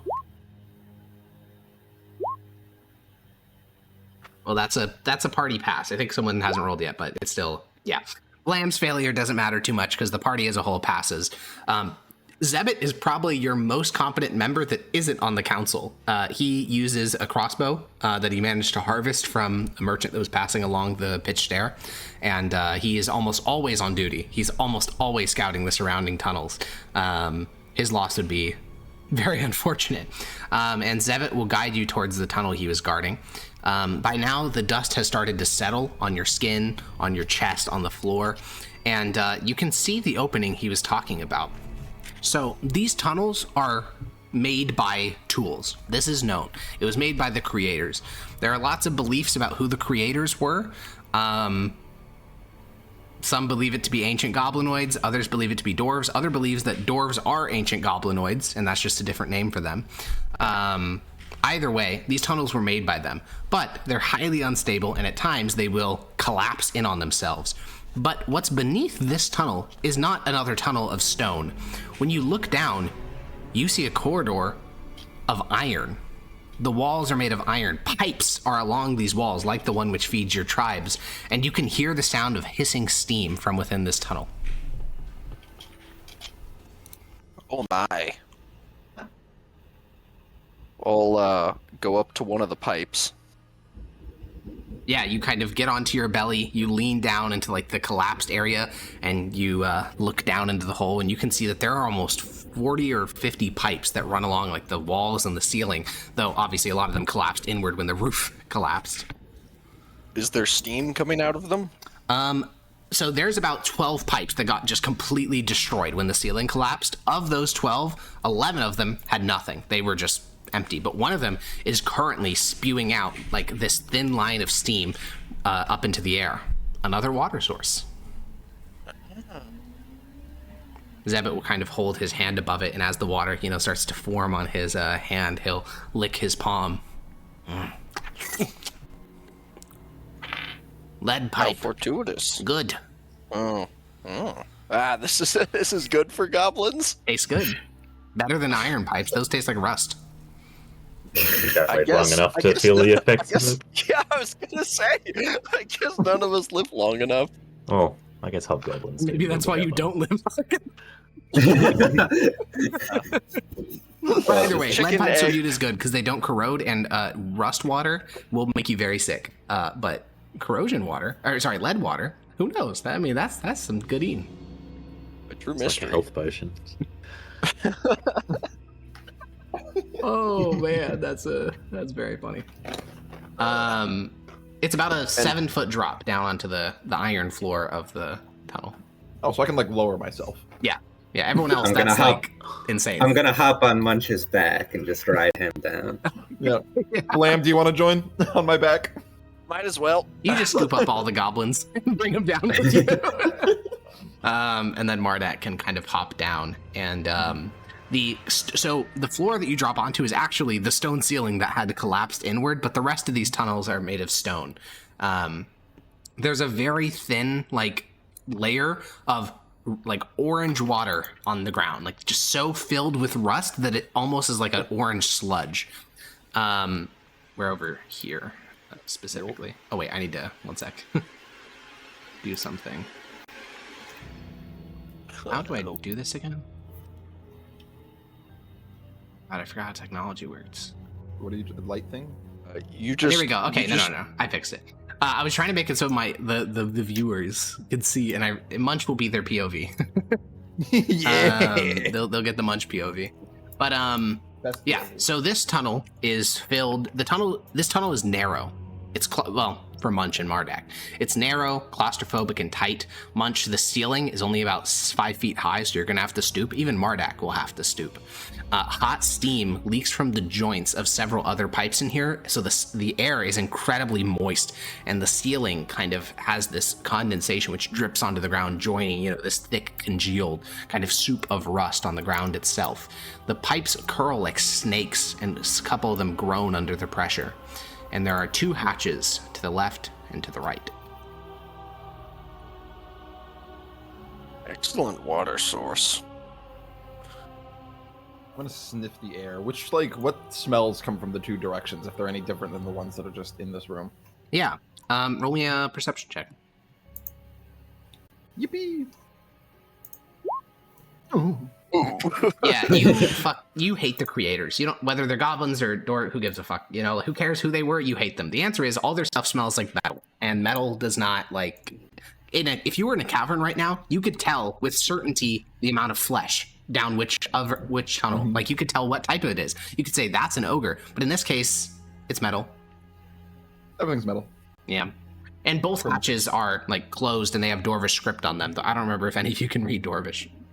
I can. I think most of us can. Oh, well, makes Yeah, sense. I'm pretty sure I can. All the clerics would be able to. Well, all the hatches are, so the 2 hatches here are like the spin ones, like they're spin, like a bulkhead, basically, like on a ship where you have to spin it. The one on the left reads, maintenance hatch section as 0531, and the one to your right reads maintenance section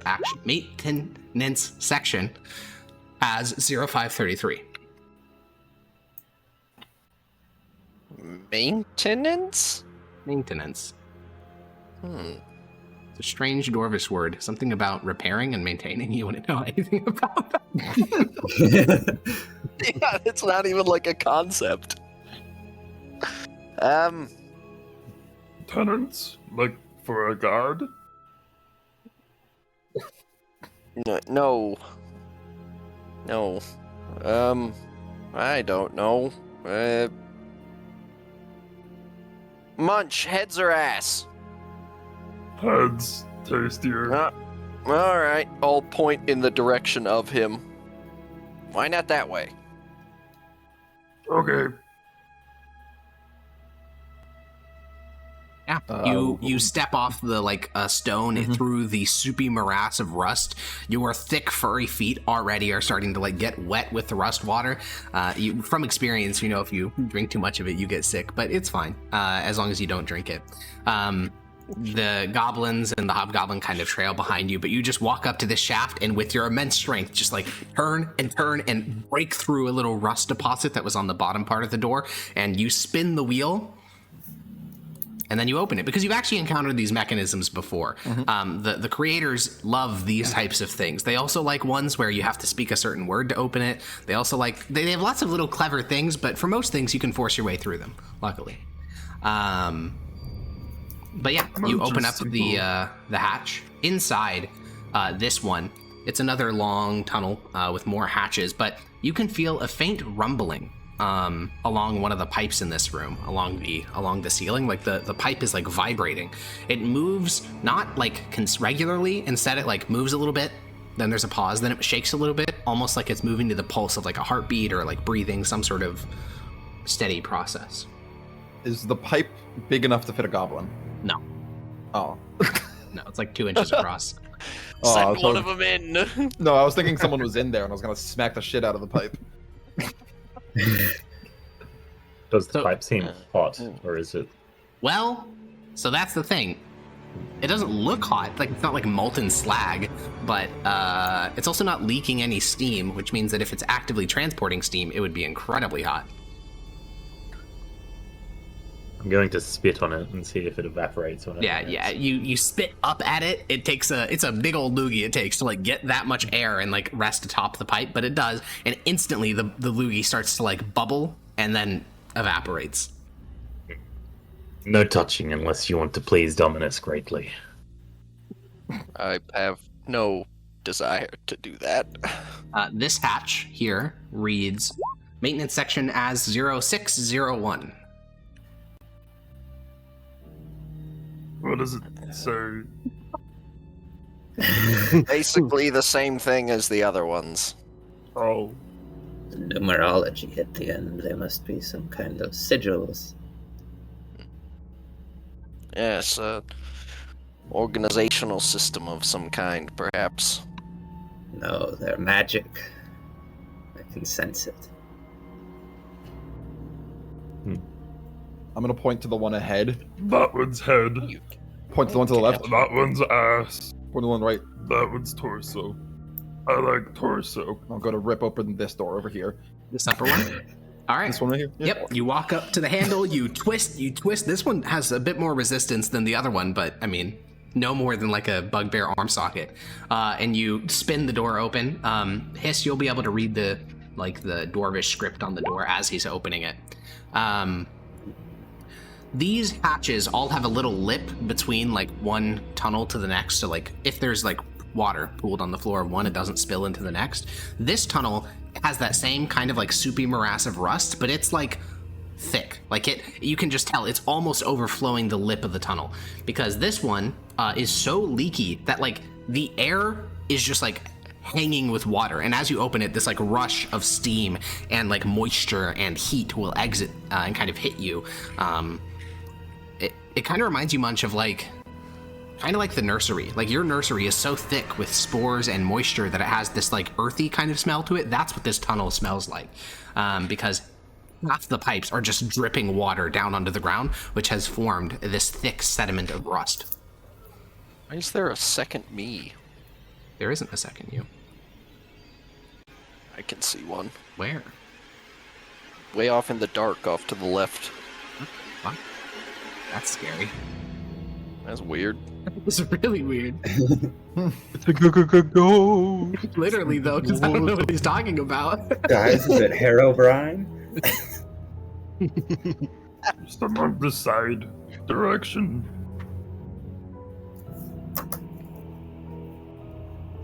Do we go wet? So for you, Munch, this would just be up to like, the top of your foot. For some of these goblins, that's like up to their like waist. The water is so high in that room. They'd be wading through difficult terrain of like soupy rust water. I'm gonna climb up onto Munch. Based, my king. We could go where more wet find source. Alright then. Who's doing that? I'm trying to get you on top of Munch, but it's not. Here, can't- watch this. I can do this. Does this Just hit right click on water- Munch and then hit send to back. That's what I did. Is this water flowing, or is this... No, Then it's just click dripping on- from the pipes above. Click on hits and send to front. That's what I've done. That's what I've been doing. What the shit? I don't know. It doesn't make any sense. Whatever. We'll just know in our hearts that that's what's happening. Alright. Works for the other two. What the fuck? Anyways, Munch, yeah. You step into the muddy morass of iron.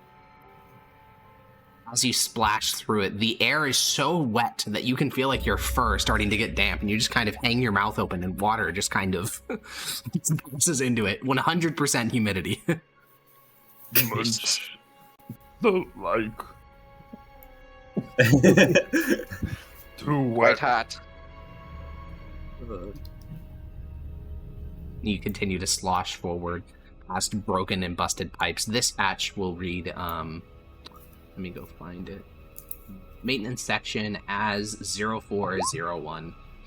This mechanism looks rough. Like this door, because the water level is so high here, even some of the hinges have started to like grow rust, almost like it's mold, like these thick rust deposits that are like several inches thick of just pure rust.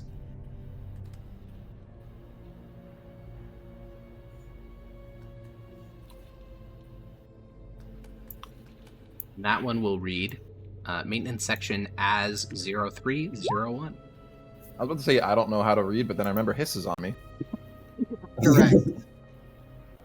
These dwarves come up with something better. What the hell? These are highly useful names.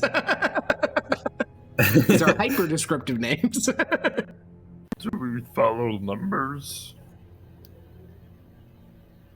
They seem to be going down. Okay. Sure, let's go through that one. Open it. Well, yeah, that'll take a strength check because this is really, really tight, like secured through. Oh my god! Yeah, you begin to tug on the mechanism, and Hiss, you kind of like instinctually get off his shoulder because you can feel like the bulging muscles beneath you. Like you don't want to be there when it snaps. And then, and like little, basically like the hinge breaks essentially because it's so rust corroded, and the entire door doesn't so much swing inward and more like falls inward, and you know, rust water and little splinters of iron and all that like kind of splatters in an AoE covering the front of Munch, and the door swings. This tunnel is in pretty good shape. There's no water on the floor here. The pipes aren't even leaky at all. And over here in the back, resting atop one of the pipes on the wall, you can see a small little slate tablet. Ooh, magical charm. Yeah, I'll Exactly. pick his back up and bring his over to the magical tablet thing. Yeah, you Not carry mad Hiss about over. it. It's actually perfect because you're like, you know, you're stooped. You know, this is a 5 feet tunnel, so you're like stooped down. And so since he's on your back, he's like eye level with where the tablet is. All right. What's it say? Oh yeah, as you pick it up, it speaks to you in Dwarvish. It says, "Pipe 5 is responsive. Containment priority stove belly. No longer sustainable." And then it kind of fades off. I didn't know the dwarves spoke Geonosan.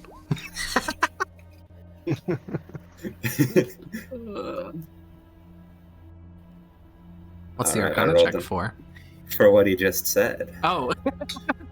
Yeah, you know, his accent is very fucking weird. The way he speaks Dwarvish, it's almost un-Dwarvish. Like, what's this guy even talking about? This is a very strange member of the creators, but he's saying something like this. The little dashes are parts where it's totally unintelligible.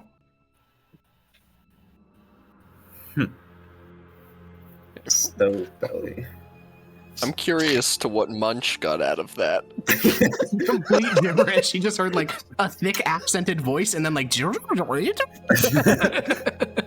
I feel like it came from Hiss for a second for some reason. Yeah. Did we all hear it, or just? I mean, it's audible. just Like those two? the tablet makes a noise, so you guys heard like talking going from the end of the tunnel. How heavy is this tablet? Less than a pound. It's very I'm gonna thin. take it. I'm gonna ask it. What are you talking about? The tablet does not speak.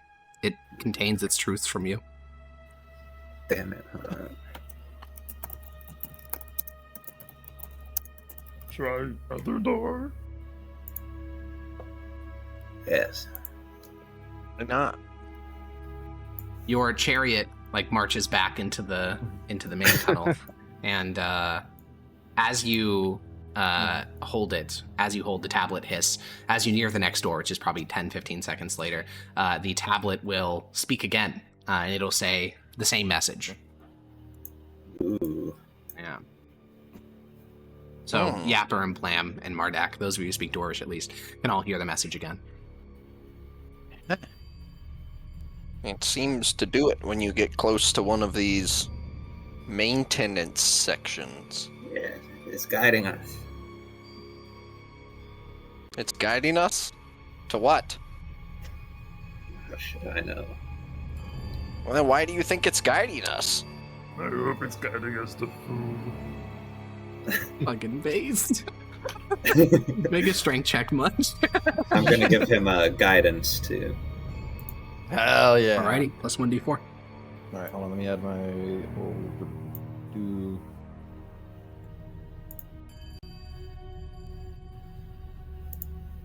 Alright, I don't know how to add guidance yet. It's being weird. Just roll 1d4 strength? manually, it's okay. Oh, you don't even need to. It's fine. you tug on the door, and the iron just breaks as this one is probably the most corroded door you come across. It was harder to open than the other one, and the hinges actually like sheer, and the door just like completely falls backwards. This tunnel is in rough shape. Like the iron walls are corroded here. Like they're covered in these long streaks of rust. The floor is covered with that thick morass that you're used to, but almost 3/4 of the pipes in here have burst completely, like exploded out the side, like there was too much pressure that they could no longer contain. The air hangs with steam, and this massive wave of it exits and hits Munch in the face. This area is dense with it. Sweaty. And I'd like Munch and Hiss to make a perception check since they're headed in first. Right. Alrighty. Surely for a good thing. Okay, Munch passed. Let's see if Hiss passes, or if Munch has to convey this with his eloquent terminology. Okay, you both recognize it. So at the end of the hall, at the end of the tunnel, you guys can see in this murky rust water, there's something that's like poking out of it. You can only see the back of it. It has this reddish sheen to it and like a bit of a glittering to it. Shiny. Yes, there's something in here. Well, Where was it? It was all the way back there. Got yeah, Munch. As you step to that tile, the one back, it's a particularly narrow section of tunnel, and as you try to like squeeze through, like pressing your arms tight to your chest, trying to get through here, make me a dexterity saving throw. it. Not ideal. Ooh, Yeah, this tunnel less is ideal. highly corroded, and just your mere act of squeezing bursts one of the pipes, which instantly spews hot steam directly onto the side of your body, scalding you for 6 fire damage. And also, Hiss, since you're literally on his back, make a dex save too. Almost at it. All right, that's also a failure, so you'll also take 6 fire damage as steam consumes both of you for a moment before the pipe runs out and just kind of sputters. You two not okay? too big. Munch, you can't walk the rest of the way up. Bit hot. I can take it, but Munch is scared of too big. Wait here. I will go up to whatever this thing is slowly. It does get narrower as you get deeper and deeper into the area, and as you enter this tile, you also have to start squeezing through the pipes and make a dexterity saving throw. It's worth it. It's worth it. It's worth it. All right, you take. Ooh. Luckily, this pipe is smaller because the whole like the entire maintenance shaft, like tightens near the end. I'm This one's- also smaller. You are also smaller, and the tunnel is smaller, so you take only 4 fire damage because there's just less steam that like scalds your face. Okay. I say only 4, but you're almost bloody. Yeah. No, you are bloody. All right, what is this thing? Yeah, you reach into the rust water and extract it, and you are holding. You know, rather than describe it with human terminology, I'll just send you a picture All right. in your personal DMs, and I'm gonna have you try to describe this to the other people. Where are you? There you are. This is the object you have, but it's made out of red metal. Ah. I'm imagining it's just like a wrench. I mean, shit, it could be. It could be. What is it? It's a wand of some kind. U-shape with the hole. It has some little what are the gadgets in the middle? Some kind of circular charm. I'm gonna start playing with it, Eric. Yeah, you guys watch as the teeth of this little like thing he's holding widen and get like smaller and get bigger based on the rotating of these little circular charms.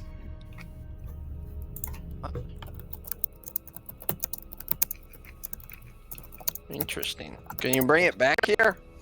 Yeah. I'll bring it back, Eric.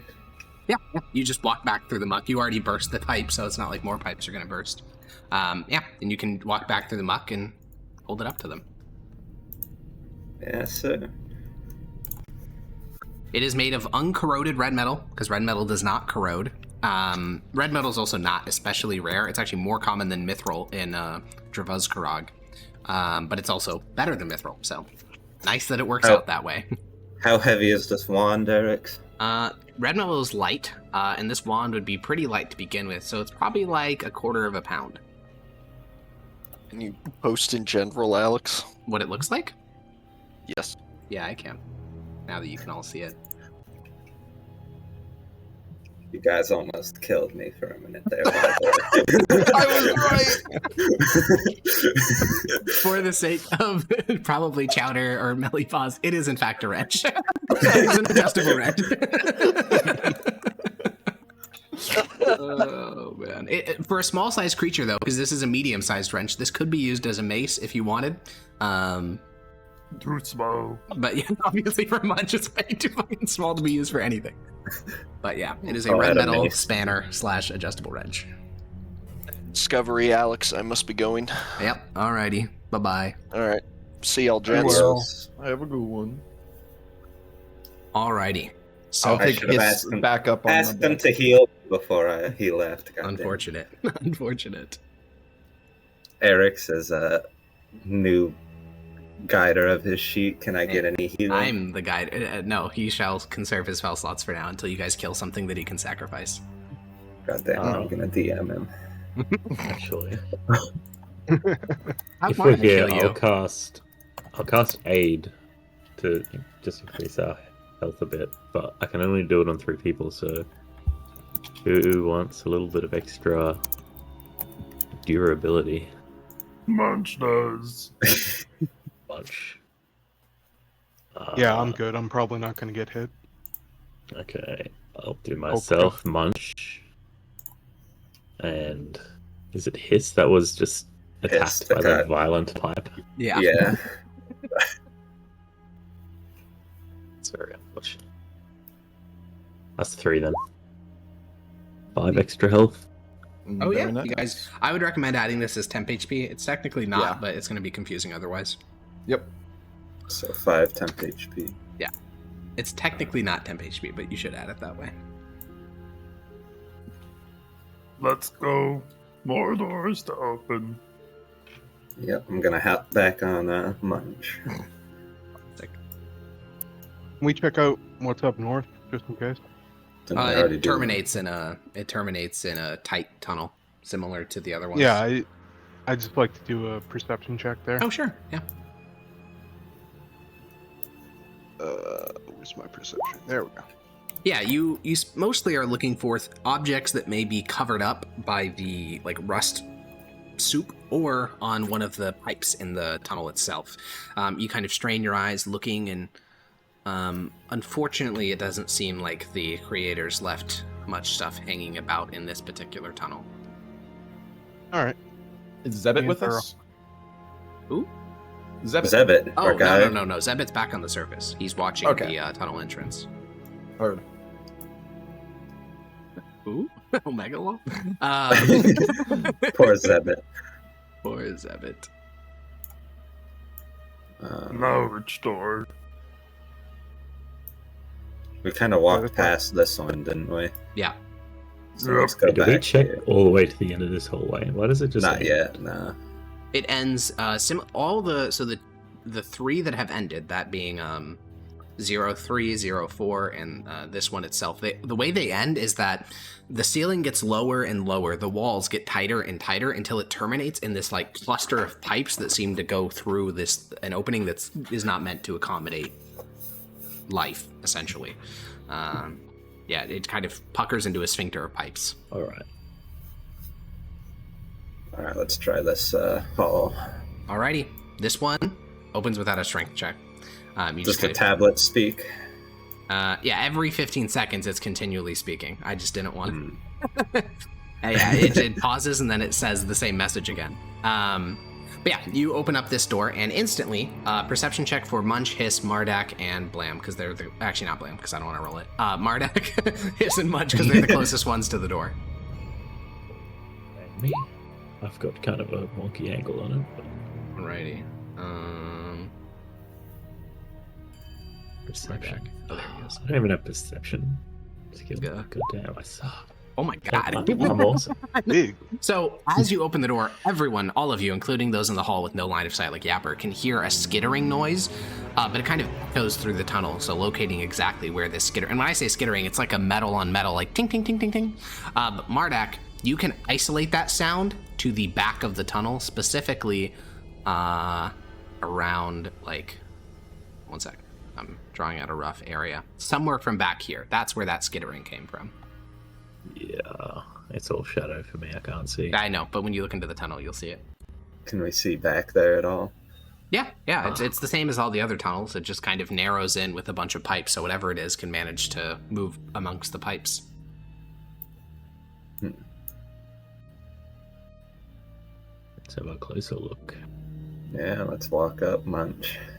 Yep. Oh, before we go, actually, I'll tap my staff on the ground in front of us, make sure there's no pipes hidden by the water or... Yeah, you tap into the rust water, and the floor here is also made of metal, so it makes this like kind of hollow, like dong, dong, dong, dong noise each time you hit it. Okay, I'm going to be checking for any pipes hidden. Oh, to tell you this now, there are literally like 30 pipes on the walls and the ceiling. All pipe. Yeah, it's all pipe. It's pipe everywhere. The only way to know if a pipe is about to burst is basically gauging like how tight is the tunnel coming up, and will Munch's mere like passage through the tunnel burst it open? And the answer for some of them is yes, though this tunnel's wider than the other one. It's just a bit of pain. Who cares? Just a bit of pain.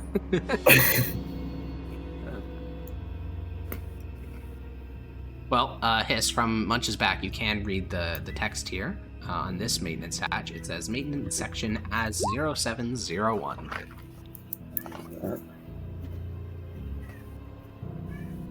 My eyes are fixated on this whole region. Yep. Oh. You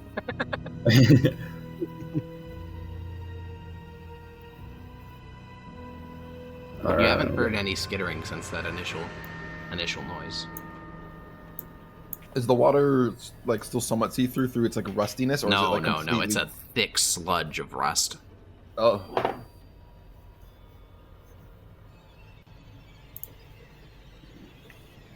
I'm gonna... Alright, I'm holding Munch. up my club. Alrighty, Munch. Make me a dexterity saving throw, I think is the most applicable thing.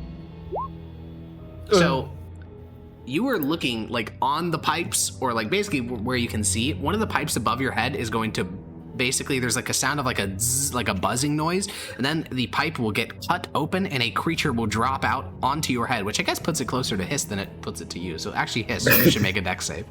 A squat, dog-sized construct of rusted iron and shattered gears lurches down on crab-like legs with a jerking, unnatural rhythm, and it plunges towards Hiss's head with its little saw blade held out in front of it.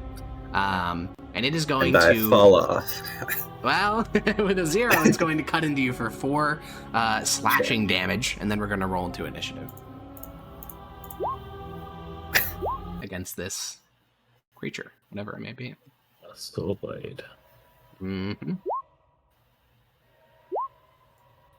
There is a single red rune that's pulsing on its backplate that seems to be the thing animating it. It also has another hand, which is a little vice grip, similar to the thing that you got from the creators. Alrighty. I need to roll for blam. Whoops. Bingo. Okay. Let's see who goes first. Yapper, you act first. So it's both hanging Munch out on and Hiss Munch's are head, on. right? Sorry, both the Scrapmite and Hiss are on Munch's back, fighting each other. Okay. I have a shot. -2. It gets +2 AC because it's partial cover, but yeah, you have a shot. Okay. I will steady aim and called shot on the rune. Okay, that's gonna be a very severe minus to hit. So -7 in total. Well, called shots don't have a fixed minus to hit in D&D 5e, I don't believe, but in this case, 22. Yeah, that'll hit. 15 maybe. Yeah, that'll hit. You get sneak as well, but obviously, it's a sword hanging above its head. So if it moves at all, it'll be struck by the sword of Damocles. Okay, you deal 8. Your arrow whizzes across the chamber, strikes it directly on the rune. The entire thing jolts, kind of like when you poke a bug's brain and its body just spasms. That's basically what happens to the mite. And it is, Munch. These little guys are fighting on your back, and you're hunched over. I know. I'm gonna see if I can reach my hand over and grab the fucking thing. Yeah, easily. I mean, yeah. You are way strong. You can easily force it onto the ground in front of you. Just throw it off your back. And that would have been my action, wouldn't it have? No. Oh, good. Really, well, it's more like movement than anything else. Out of it with a club. Yeah. You basically toss it off your back and then swing your club to smash it. Oh, and I haven't moved this combat yet, so that's an effortless killer. Yep. 12. It skitters to the right, and you clang, there's a deafening sound as your hammer hits the gooey rust floor, and then the iron underneath. The entire tunnel vibrates with the strength of your smash. It's very loud. Mardak.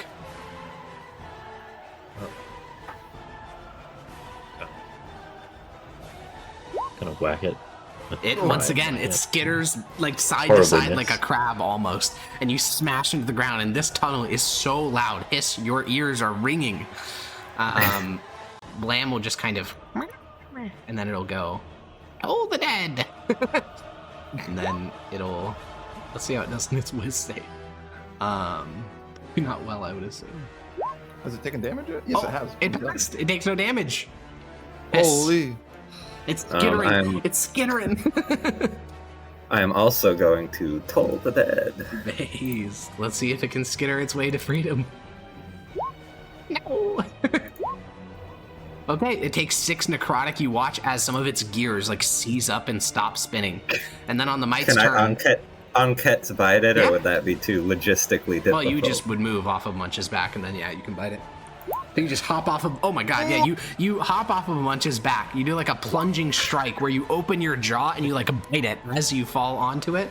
And before the sword of Damocles ever even falls, you bite onto the rune, and that seems to pop, and then the thing explodes in your mouth, actually. So it doesn't actually deal damage to anyone else. Normally it would, because they're within 5 feet, but it only deals damage to you, because it's in your mouth. Make your dexterity saving throw. Oh, it's gonna be the end of his. You take 6 lightning damage as the thing explodes in a burst of static charge in your mouth.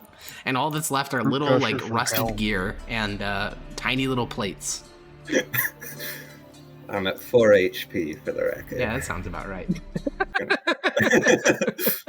Something about being, Yeah, you kind of stand up, trying to rub your jaw. Your jaw is misfiring. The muscles in your jaw are clamping randomly because the electrical charge kind of flowing through. And after a moment, you kind of rub it, and your jaw comes back under your own control.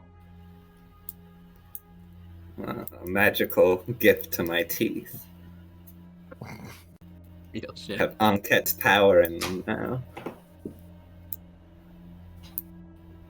You know what's really sad, Munch? You just want to fight, and you can't even eat the prey because it's made out of metal. I know. And also, the thing just exploded, so there's not even a body.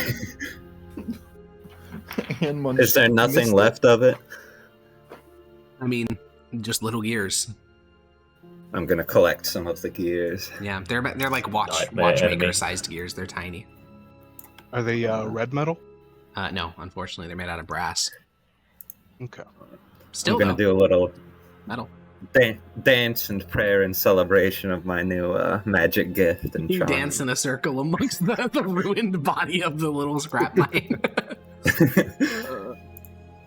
Did we get a good look at that rune at all? No, it was really fast. I mean, 6, it hopped down, then it hopped down again, and then it was dead. So in less than 6 seconds, it was more. Realistically, what happened is it hopped down onto Munch's shoulder. Munch grabbed it and slammed it onto the ground, and then a moment later, Hiss jumped off his shoulder and ate it, and then it exploded in his mouth. It all happened so quickly.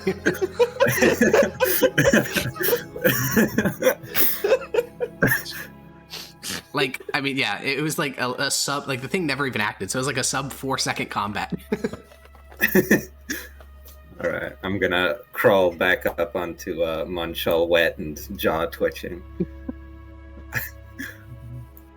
Munch open door. Yeah.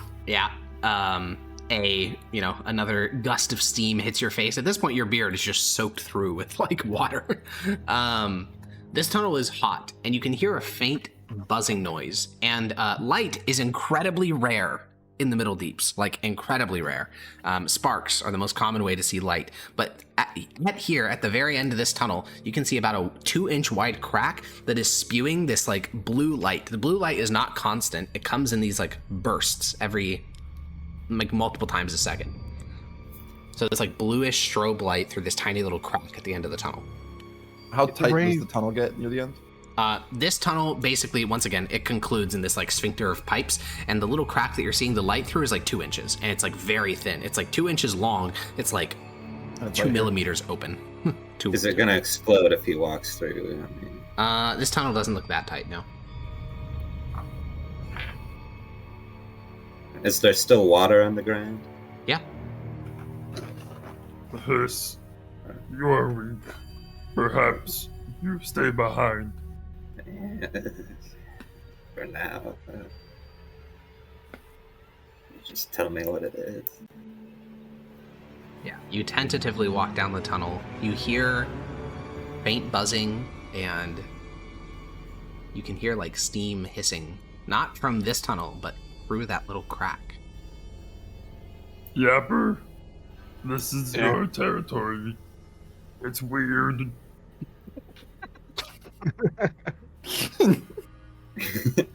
Alright, I will cautiously take the lead. I'll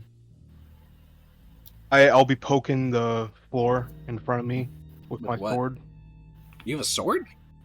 I have a sword. I have a rapier. Oh my god.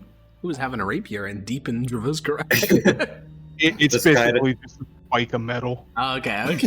Makes more sense. Does, no hilt metal, or call guard it a or rapier. Well, Does guidance work on saving throws? No. Maybe? Tragic. I don't think so. Put it in the chat. Yeah, I mean, it should say pretty explicitly if it works. No, it says ability check. No, you need bless.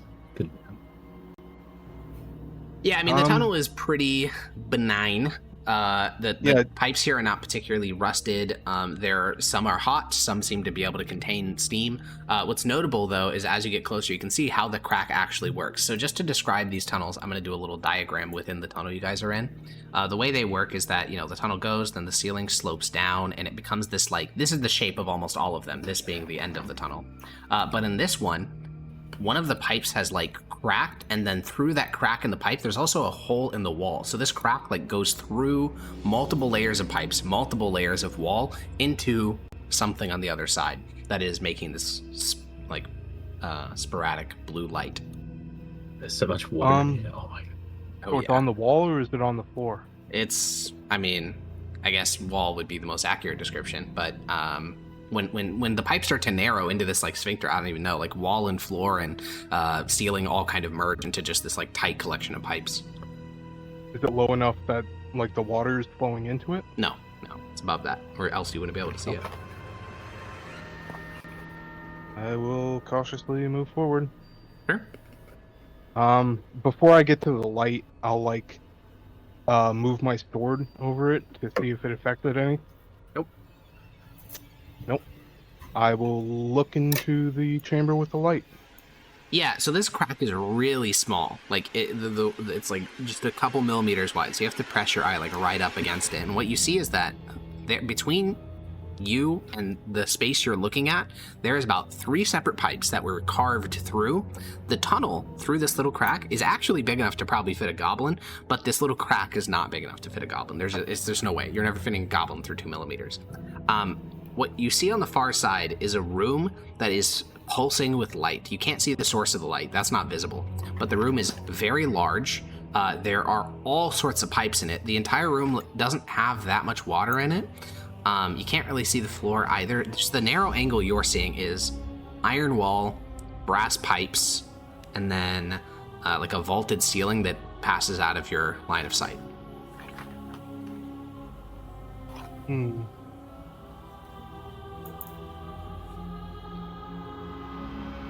What do you think? Should I go in, or should we? And go I in. can Too make narrow. crack bigger. Is that a thing you can do, Archon? Make the crack bigger? I mean, if you don't mind just like breaking all the pipe infrastructure, yeah, you could just start breaking iron pipes. It'd be really deafeningly loud, but yeah, you could do it. Yeah, let's go for it. I'll back up and have my bow ready. Okay. Munch does some percussive maintenance. He starts to swing his mace like full strength against the pipe. The crack very easily like folds inward and widens considerably. And it's now big enough to fit a boblin. Only a boblin though, and only barely. Can we crack open the tunnel as well? No, no. Because like, just think about this. Like, it's a baby, maybe a foot wide opening that's been carved by something through like multiple layers of iron. That cannot be done by goblin tools. The most you can do is like take a crack that already exists and widen it. To widen this tunnel, he'd need like a drill or like something that can bore through iron, which you do not even remotely have. All he has is a bone club. All right. I'll stick my sword through the breach. Anything funky happen to it? Yeah, it gets all steamy and wet. How hot is it in there? Is it like painful? About as hot as all the tunnels you've been in, which is, steam that's been hanging in the air for who knows how long. So it's stuffy and hot. Okay, I'll step through. Alrighty. You start to crawl through, and as you get closer, as you move forward through the kind of void between spaces in this little narrow crack, you can start to get a bit of a view, and because you got such a high stealth check, that would have been good, but that is completely negated by Munch doing the loud fucking clang, clang, clang as he widened the pipe. So as you get about halfway through the tunnel, I'm just going to give you vision of the room beyond.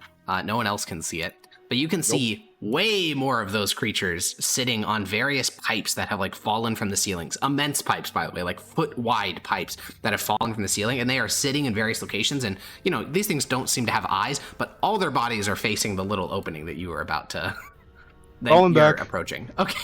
You instantly crawl back. There's 4 of those little bastards in there. Be ready. Are they coming? I don't know, but they probably know we're going. There looked to be another entrance up to the north through that other tunnel. Munch will like tap his forehead or like tap his temple and be like, Surprise! Much like you. None of the creatures seem to follow you back through. Okay. Let's go through and let's seal this way up again. Yeah, we're retightening the things. Yeah. Then 1 second. All right, Munch, spins this door shut, and once Mardak is out, then Mardak can spin this door shut.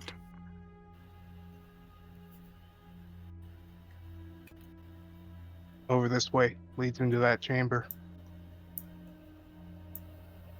Right. Yapper, you approach the. Oh, well, Munch. "Oh, sorry, I was just." No, it's all right. It's all right.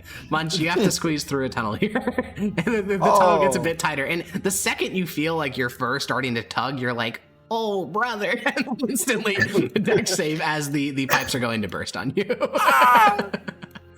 I need to make one too? No, you're a goblin. You're fine. Oh, okay. You're small sized. Oh, you passed, so you only take so you take no damage. So you've done it before. This has happened to you before. The second your fur starts to tug, you instantly pull back. The pipe bursts and steam shoots up, and you take a couple heaving bugbear breaths, and you're fine. Quick. Good job, Munch. Thank you. At the end of the hall, there is not like a hatch with. I mean, there is a hatch with like a spin dial, but there's also a plaque on the wall in Dwarvish that reads Anunbanar. Banana. It's in tight.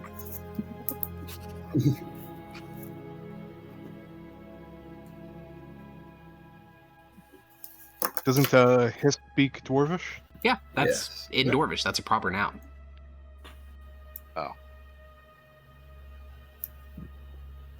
The hell's an Anumina? Eric's, do I recognize that at all? Make a history check. On it. The study of the creators is an imperfect science, but some things are known about them. The creators were short, like Goblin, not tall, like Bugbear. The creators were smart, but also stupid because they died. The creators had they had different gods than the current goblinoids. They did not worship the Triumvirate. There are names like Yavessa, Ragnaron, Durin. These are the names of their ancestor gods. Those gods are dead. They were devoured by the Triumvirate because the Triumvirate is mightier than them. Anunbanar is not a familiar name to you.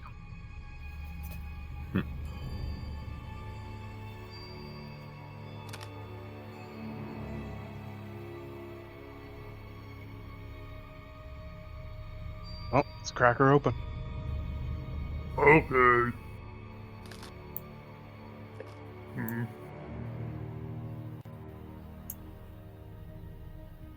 You start to turn the wheel. This one is probably in the best condition of all the ones you've encountered. This tunnel isn't that filled with steam, and clearly the other side is not particularly waterlogged either, because it spins and spins, and a moment later the hatch kind of pops, and then you can swing it inward. You can see at the far end here, the chamber beyond, the hatch is damp, though not as damp as some of the tunnels you've been in. You can see a wide, rust-stained chamber, the terminus of all the ancient pipes that you've been encountering that seem to culminate in like cracked gauges and collapsed brass work. There are dozens of pipes that have fallen from the ceiling. And just as you kind of glance inside, you do see the skittering of movement. The entire chamber also kind of pulses with this blue light, though you still can't see the origin of it.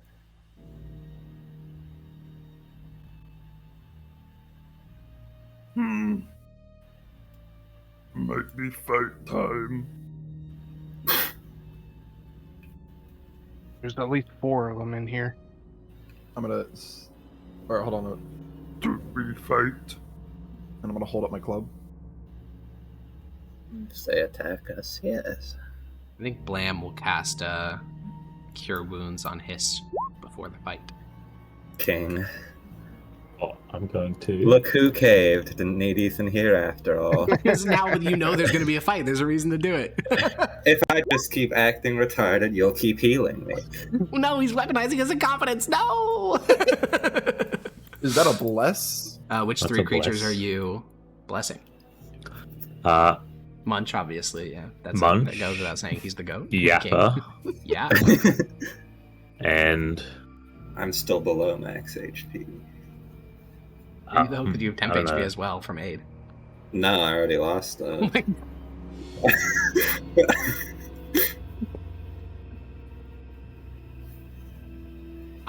can actually see your health, so I just know Blam's not going to heal you because the chance of him overhealing is really high. yeah, Munch, Yappa, and Hiss, I think. I'm Yeah, holding so, an action. real if I quick, see Munch. Oh yeah. You don't need to make a save or anything. Just wanted to let you know. This door is pretty unique. All the doors you've been encountering so far are these bulkhead doors designed to, hold back water and air, and they're highly effective even after long centuries in Drova's Karag. But this door is not like that at all. This door is a massive, heavy red metal banded door. None of these have been made out of red metal. They've all been made out of iron. There's no obvious handle, no key slot, no spinny wheel. Instead, there's a series of pictograms and a central inscription with a runic pulse to it, like the inscription kind of glows with a faint blue. That is not the source of light in the chamber, but it is glowing. The source of light seems to be coming from the bottom, by the way. Oh, from the bottom. From Okay, I down assumed here. it was this. No, that is actually, you can see what that is from where you're at right now. That is, those water purification plants? Obviously, Munch would have no fucking idea what that is, but it is one of those. It's like a vat of water that has this kind of, it clearly has grown with algae and other things over long centuries, but it's a water purification vat. Get ready. Ready actions. Oh my god. Yeah, so already in action. Whenever I see. Alright, and that's going to be an initiative. Oh man, a little bit more than 4. Just a little bit. Just a little bit. Oh no! It's so over. Remember, you have bonus to initiative from less, I think, don't you? Do you? No. Is No, it it's dex? saving throws, I think. It's saving throws and Oh my attack rolls. God. I thought it was all checks. No, I don't think so. Am I dumb? I wouldn't say that. Free gives you but- choice to mix attack rolls or a saving throw. Spell ends kind of deep. Yeah, Oh it's still not my ability checks. God. Yeah, What is Bless good for then? the things it does.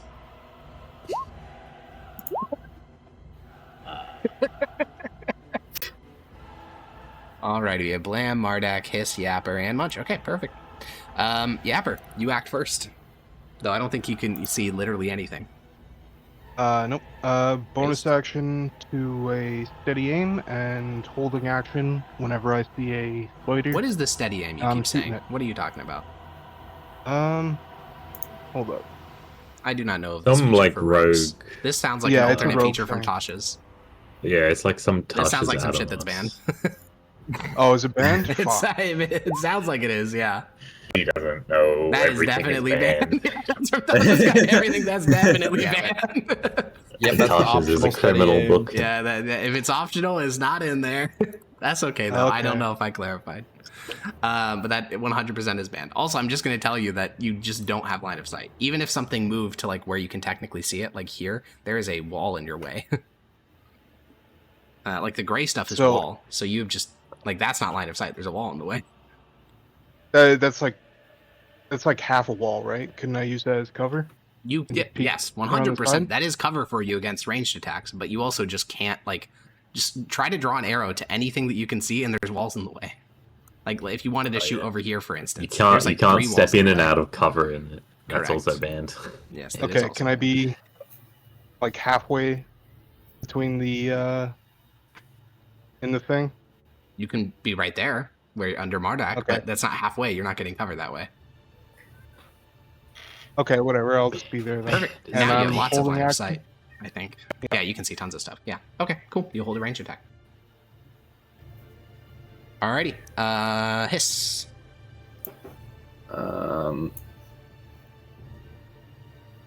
Man, I do not have. Munch, you're gonna have a really rough round.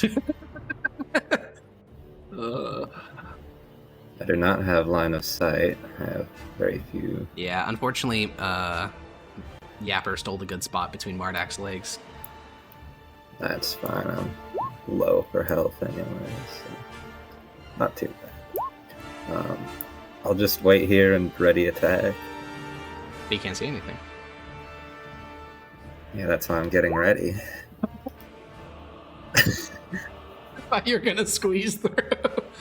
Oh man. Okay, cool. Well, the first of the mites is gonna act, so it'll enter line of sight of Yapper. So you can make your short bow that hits. And you get Sword of Damocles, which it is going to immediately trigger your Sword of Damocles by attacking. So basically, Munch, what you watch happen is an arrow hits this mite. A moment later, it like lifts up its arms to attack you, and then it explodes. That's basically the order of events that happens from your perspective. It just explodes when it like swings at you, like a delayed second after it got hit by the arrow. Crazy stuff. Damn. This Yeah. next one rushes around the corner, and it's going to Buzz Blade Bite. Hits for 4 slashing damage. You are in shambles. Oh no, my max or temporary hit points. Mardak. Can I squeeze past, or is it kind of Yeah, too you can large? squeeze. It just takes 10 feet of movement. I don't know if I'll have that much movement. I have 10. I only have 20 feet of movement. So you could do 10 to get to there. You could do 15. Now you're squeezed. 20 also squeezed, and then 25 to get out into the main room. I don't have that much movement. Oh yeah, I 'cause you're started incumbent. here. Well, then you could end your turn squeezed if you wanted. I'll just end my turn in this little hallway. Oh, not end my turn. I have spells. Okay, end your move. He's a sacred flame on this little fella in front. I'll Fellow. I'll have to go prone to see him probably, but Yeah. I'll do that. Okay, you go prone. You move forward 10 feet, you go to your stomach, and then you just point at him, and a divine column of flame, descends My from the spell sky. save DC is so bad. It's only two worse than the others. But yeah, the little skitterer will dodge to the side as the column of fire hits some patch of rust water. Oh no. Blam will skitter forward onto Mardak's back, and then he'll move into this side tile, which, because he's small, he doesn't have to squeeze. He just gets to be there. And he will... he has a lot of little features. He's mostly a spell boy, though, so he will cast Inflict Wounds on the skitterer, the Scrap Mite, which will hit for... 5 necrotic damage. 5 necrotic damage. That's the horrible roll. Alright, this Scrap Mite will skitter inside and take an attack against Mardak at advantage since he is prone. I think that misses. Yeah, it's like the little saw, like just can't get through your. Like it like keeps repeatedly like pulling the saw back and reapplying it. It's just not sharp enough to get through your scale mail. This little Scrap Mite will skitter over here. Attack Munch. Nope, your flesh is too thick now. And this Scrap Mite will skitter over and then skitter into this little space and saw your flesh. Hopefully. Yippee! It saws your flesh for 5 damage. You are in shambles. Okie dokie. How many of them are me? Currently 4. Also have to. Okay. I might. Is it time? Creatures of your choice. Oh, lovely. You guys are going to watch as I vomit maggots from my mouth. Slugs just onto the ground, and I'm going to use my bodily infestations draft. Hearing Hero just go, ugh. Yeah. And I'm going to do this to con save to all the mites, or they are blinded and take Everless Killer. I don't think applies to this. No, it's not an attack. Yeah. I will say they are immune to the blinded condition because they don't have eyes, but they do take the damage 100%. And poison damage too. Let me go check. Nope. Just the piercing, unfortunately. Well, they all... but that bloodies 3 of them and injures another one quite severely. Action, but I will use... Also, I made them bloodied, so now I have advantage. So this is a weird thing. The bloodied condition obviously does not imply blood, but your bugbear feature does. Like, I don't think it works on construct because they don't bleed. That's fair. Yeah, so technically they're not even bloodied because they don't have blood. So I was more so just letting you know that you did some damage. Got it. I'll use my second wind feature. Alrighty. But yeah, the maggots, basically, which you vomit out from your mouth, swarm around you and start to bite at all the tiny components, like the wires, the tiny little gears. And soon enough, they're ground in the mechanisms of these creatures, but their corpses clog a lot of those mechanisms. So you did quite a bit of an effect. This Scrap Mite will kind of go to here. Oh, damn. It's got to squeeze. It'll spend its full turn squeezing over to here near Mardak's like waist to try to saw at it next turn. Yapper.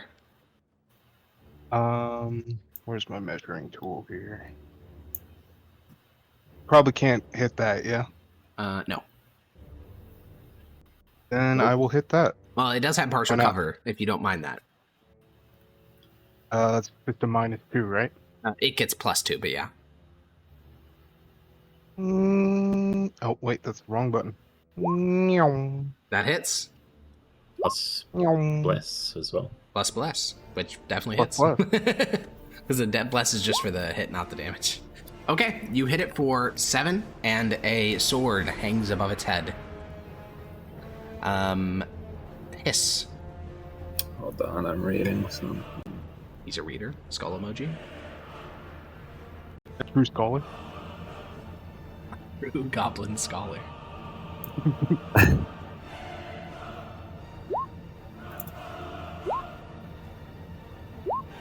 Don't worry about that, by the way. I'm not. Good. I would never be worried about your little impish trick. Question: does Anket's bite have to be against the same creature he uses his base attack against? No. It does have to be against a creature within 5 feet, though. It's a melee attack. I'm gonna be moving here.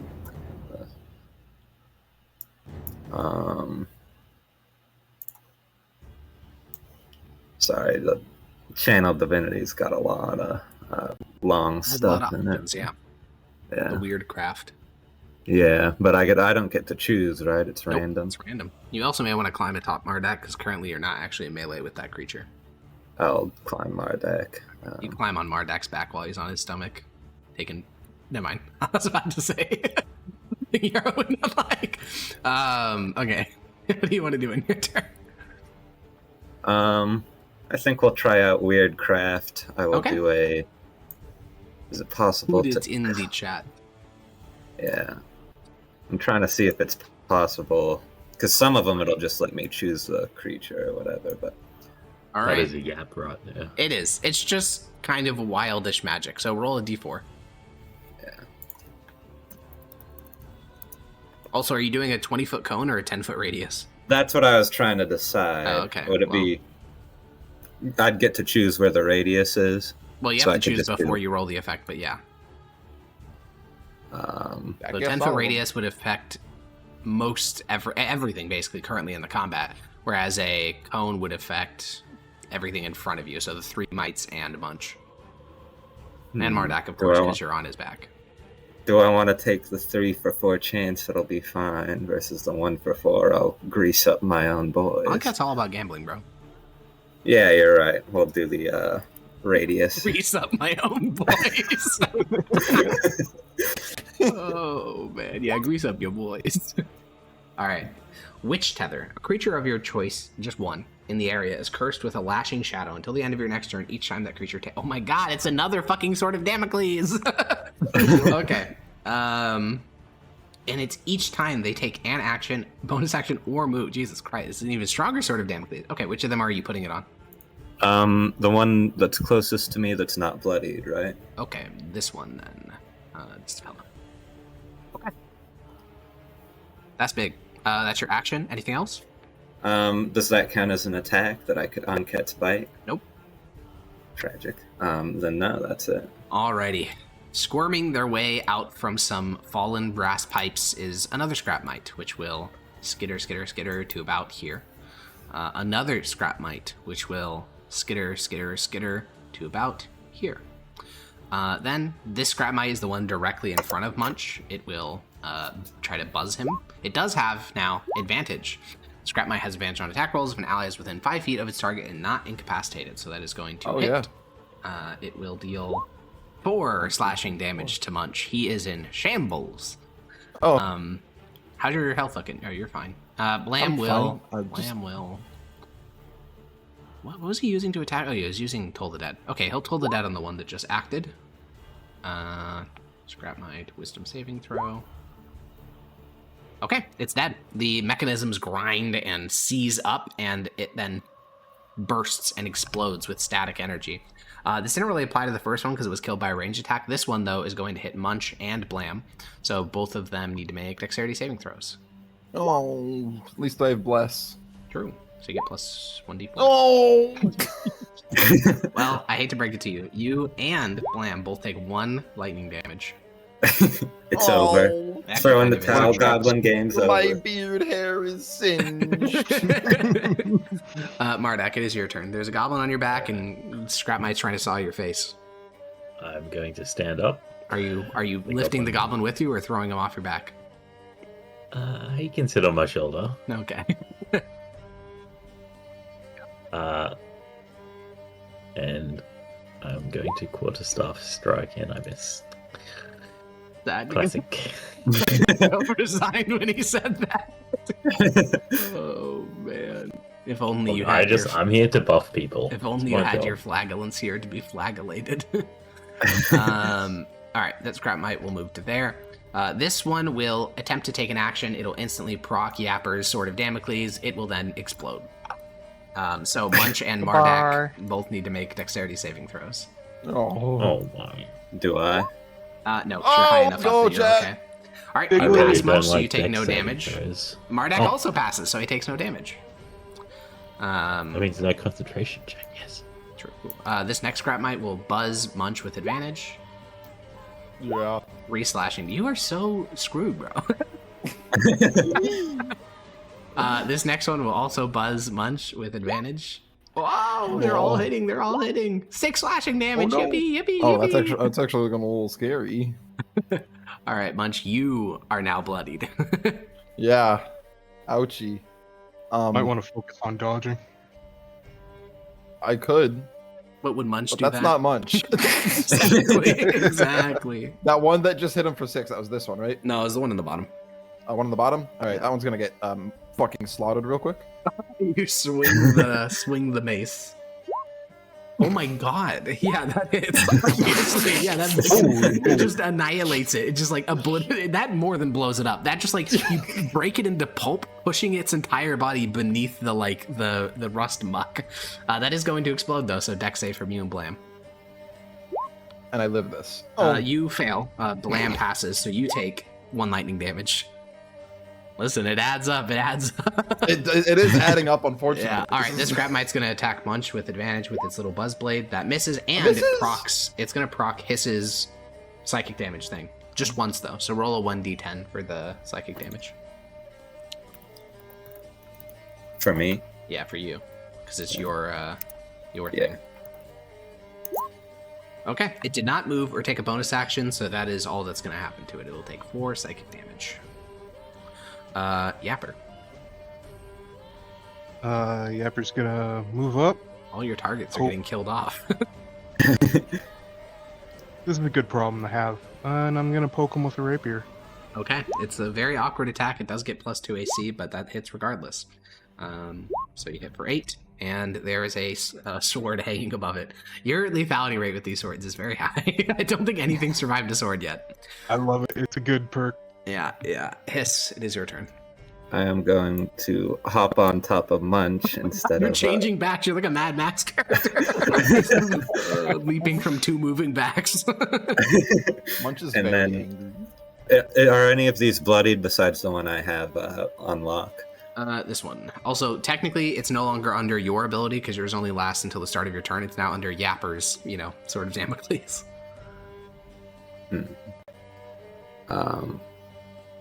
Does mine only last one turn? I believe but- it does only last 1 turn, yeah. It's more useful if they do multiple things, because if they do action, bonus see, action, yeah. and movement, then it does 3d10 damage. But if they only do an action, it's only 1d10.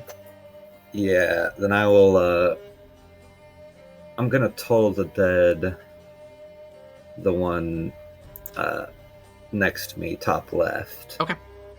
And then we'll see what I do with Anket's Bite.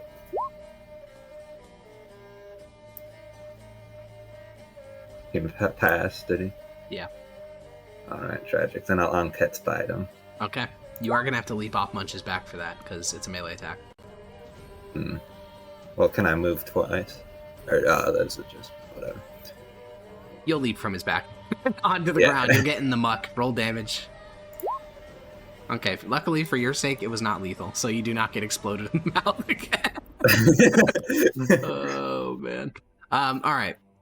This Scrap Mite will skitter forward, moving aside the corpse of its fellow, and it will buzz Munch with advantage. Oh. I think that misses.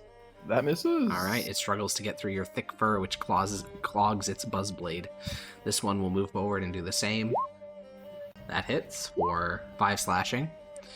Ooh. And that one's dead. Blam is going to toll the dead That on the last injured 5 damage one. was that 5 damage on me? Yeah. Okay. I'm looking hurty. It's it's getting there.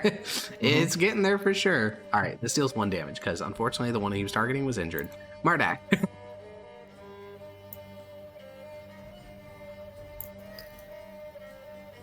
Hit. Wait. This is probably better. Sacred Flame. It's a saving throw, so I can do it in melee, I think. Yep. So you're making the one north of you make it do a saving throw? Yeah, not for me. Okay. That is a pass. I will say Oh. it's already gonna die to Yapper's thing, but I didn't even see. oh, that's okay. Well, either way, it passes the Sacred Flame and skitters out of the way, making little crab movements side to side. They're very hard to hit, the little bastards. I'll hit something. This crab mite will move to here, kind of idling. This one will buzz Munch. They're whittling him down. Soon they will take down this Colossus. 6 slashing damage. God, one more hit could kill me. Your turn, Munch. Western Bugbear. Okay, which one is next? That one. Wait, question. Damocles Yes. doing that. Does the Yes. attack still go through No. when? Okay, so it'll die whenever it even tries to. If the or even damage tries is to attack. lethal, it'll die, yeah. Yeah, I think it'll die. It was like what 3? It was 11, I believe, was Yeah. the damage that was I rolled. think it'll kill it. I think. I'm hoping. I'm begging. So up after that one, right in front of me. This one? Yes. Okay. Kerblamo. That 13 misses. Oh no! Oh! All right. I really Jesus. don't got much left. No, you're just a fighter. You're just a little guy. Yeah. Munch's worst nightmare. Back. Enemies you can't eat. Wait! Yeah. I completely forgot. I have action surges. Yeah, true. You took a short rest. Yeah. You have one action Yeah. surge, a singular action surge. Yep, I know. I'm gonna try and hit that one in front of me again. Oh, okay. That hits. Yeah. Oh my god. Yeah, you strike it. It instantly explodes. Make a dex save. Oh, Hiss and Blam also have to make dex saves as well because they're both within 5 feet. But I lived though. You take no damage. Hiss and Blam both take 3 lightning damage. Oh. Oh. Goddamn. All right, this scrap mite goes to move and buzz Munch, and then it explodes. Yes, I was right. You were indeed right. Yapper. Literally, all your line of sight is being fucked right now at present. Yeah, it's fine. You gotta move somewhere. Okay, now you're fine. And I will shoot. So this one would be over- normal because you're shooting through Munch's legs. This one would be +2 AC because Blam's like the same height as you. I see. It's actually preferable to have a giant creature because then you can shoot between its legs. Yeah, I guess I'll shoot the one further. Alrighty. That one. Yep. Bingo. Bongo. It's just a normal 12, so that does not hit. Oh, you are blessed. You should roll with 1d4 because that could make I a should. difference. Yeah. That indeed hits, yeah. Even before the Sword of Damocles, that is lethal, and it'll explode. Hiss and Munch both need to make dex saves. Oh man. No. Pass Jet. for Hiss, Munch, fail for Munch. no. Munch takes 3 lightning damage. Oh, Hiss. I'm at 3. Back it up, big boy. Munch is like, it's funny because none of these attacks have ever dealt that much damage, but he's been like sawed and buzzed like constantly. He's like, there's little bits of his like fur that is like burning from little lightning that went off, and then like his flesh is covered in like 60 different places where he was sawed. Oh man, they're fighting him like he's a final boss. Theoretically, could I attack, move, then bite? No, you could because the bite is paired with the attack action. Yes. I am going to look out for my homeboy Munch, move here, and inflict wounds. Okay.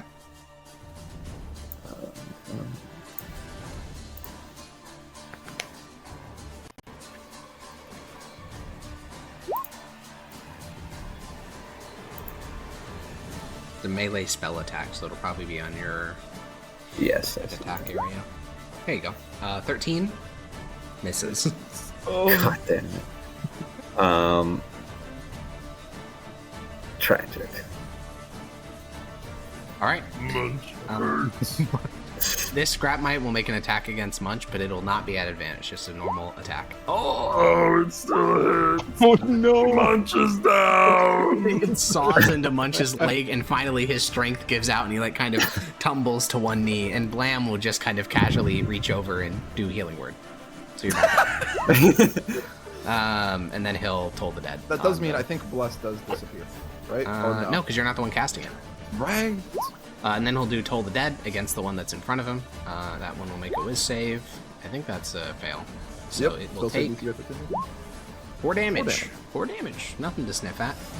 I hear if you do another of those 4 damages, you can even kill a Munch. Mardak, it's yours.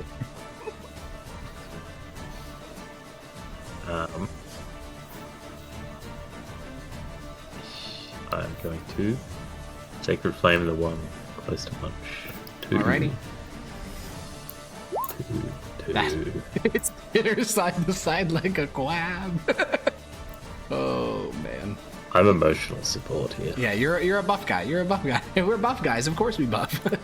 All right, this Scrapmite will try to Buzzblade hiss. No advantage, just normal. I think that misses, right? I'm at 15. Okay, yeah. You do the crab pattern as well. You match its patterns and dodge it as it tries to saw you. Munch. One below me. All right, below me. Blowing. That hits. All right, instant bloodied but not dead. Yeah. Moving, schmoving, grooving. Where are you moving to? And a funny little even though there's no flanking. rapier poke. I mean, that still hits, yeah. Instantly lethal, no need for the sort of Damocles. Yeah, you just stab your, like, basically hunk of metal into the back of it, and all of its mechanisms kind of hit against the metal blade and grind to a halt. And Hiss, you fight the last Scrapmite, or at least the last Scrapmite that's fighting you, because you guys can all hear, like, kind of like little skitterings in the pipes over there, but they're not fighting you right now. Right now. Right now. What do we think? Toll the dead or inflict wounds again? Maybe it's a You think run we could back try and and force capture Munch one to of fight these? at angle. You could also try to capture it. I don't know for what purpose, I'm not sure, but How would I go about capturing it? hopefully ask Gazer. Grapple, and I have a bunch of string that we can tie it up. Ooh, I kind of like that idea. What would a grapple be? Just a strength check? Contested strength. And it would be an action, right? Yeah. So I couldn't use guidance, but would bless help on this? No. Also, you're not blessed. Oh, am I not? No. Right. Munch, Blam, and Yabber are blessed. Yeah, you're right. Fuck it, I'll do a strength check. Okay. You win. You grapple this Scrapmite, which is about the same size as you. It's like a dog size. So the two of you are like entangled as its Buzzblade is trying to cut you. And on its turn, it's just like while you're in close quarters grappling it, it's going to try to cut you with its Buzzblade, which it does. It like kind of, oh my god, that's the highest damage I've rolled. Shit. It just like cuts from like your navel up to your chest, trying to like basically split you in half with its little Buzzblade, but it's not quite there. And Blam, I guess we'll just go in and help. He'll use the help action, so future strength checks against the creature are at advantage. Mardak.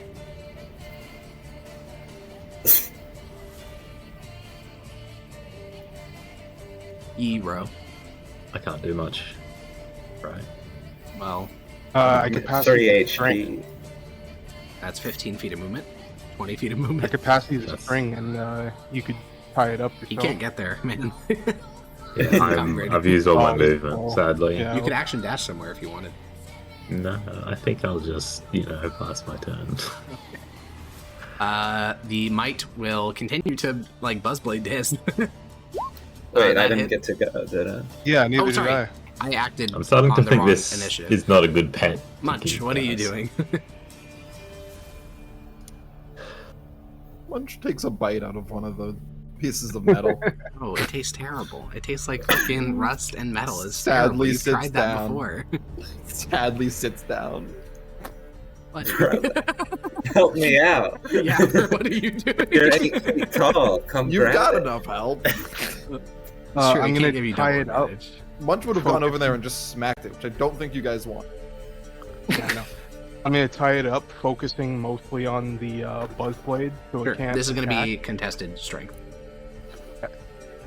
Who restrained? At advantage. At advantage, yeah. 'Cause of- That is a veil. It's so funny that the three goblins are the ones trying to. But yeah, you try to tie it up, and unfortunately, it is just resisting. It's bucking. Its little blade cuts through like a part of the string. So now you have two like half-length strings. It's fighting hard. Hiss, it is your turn. It'll act next.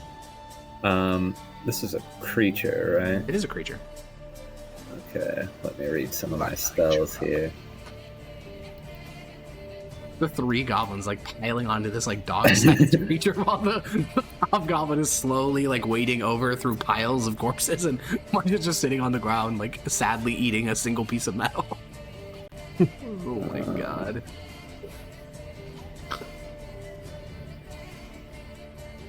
Does it understand my language? Do we know? Do you speak my language? I think that's the extent of analysis you're getting on that one. Okay. If I were to disengage bonus action, would that give it like a reaction or anything? No, if you disengage, you can't take an opportunity attack. It would break the grapple though, because you're the one grappling it. But I mean, it wouldn't get a reaction when I ungrapples. No, Lamb is grappling it. Lamb is not grappling it. Lamb is helping. He's taking the help action. Okay. I'm going to move back here, bonus action disengage first, and then I'm going to cast command to get it to basically, I think grovel would be the right term. Okay. That does not do anything. Right. In Dwarvish, by the way. Still does nothing. God damn it. Because I believe command is a type of, essentially it's a type of charm. It's a type of like mental spell effect, which constructs are immune to. Which, you know, hey, lesson learned. Constructs are immune to those types of things. The creature, which is no longer grappled, which to be fair, grappling would have stopped this anyways, will Buzzblade Yapper, which I believe hits. That hit. All right, it'll buzz you for 4 damage. And Blam is no longer having fun with this toy. Oh. He is going to cast Inflict Wounds. Yeah. That is a miss. Grapple him!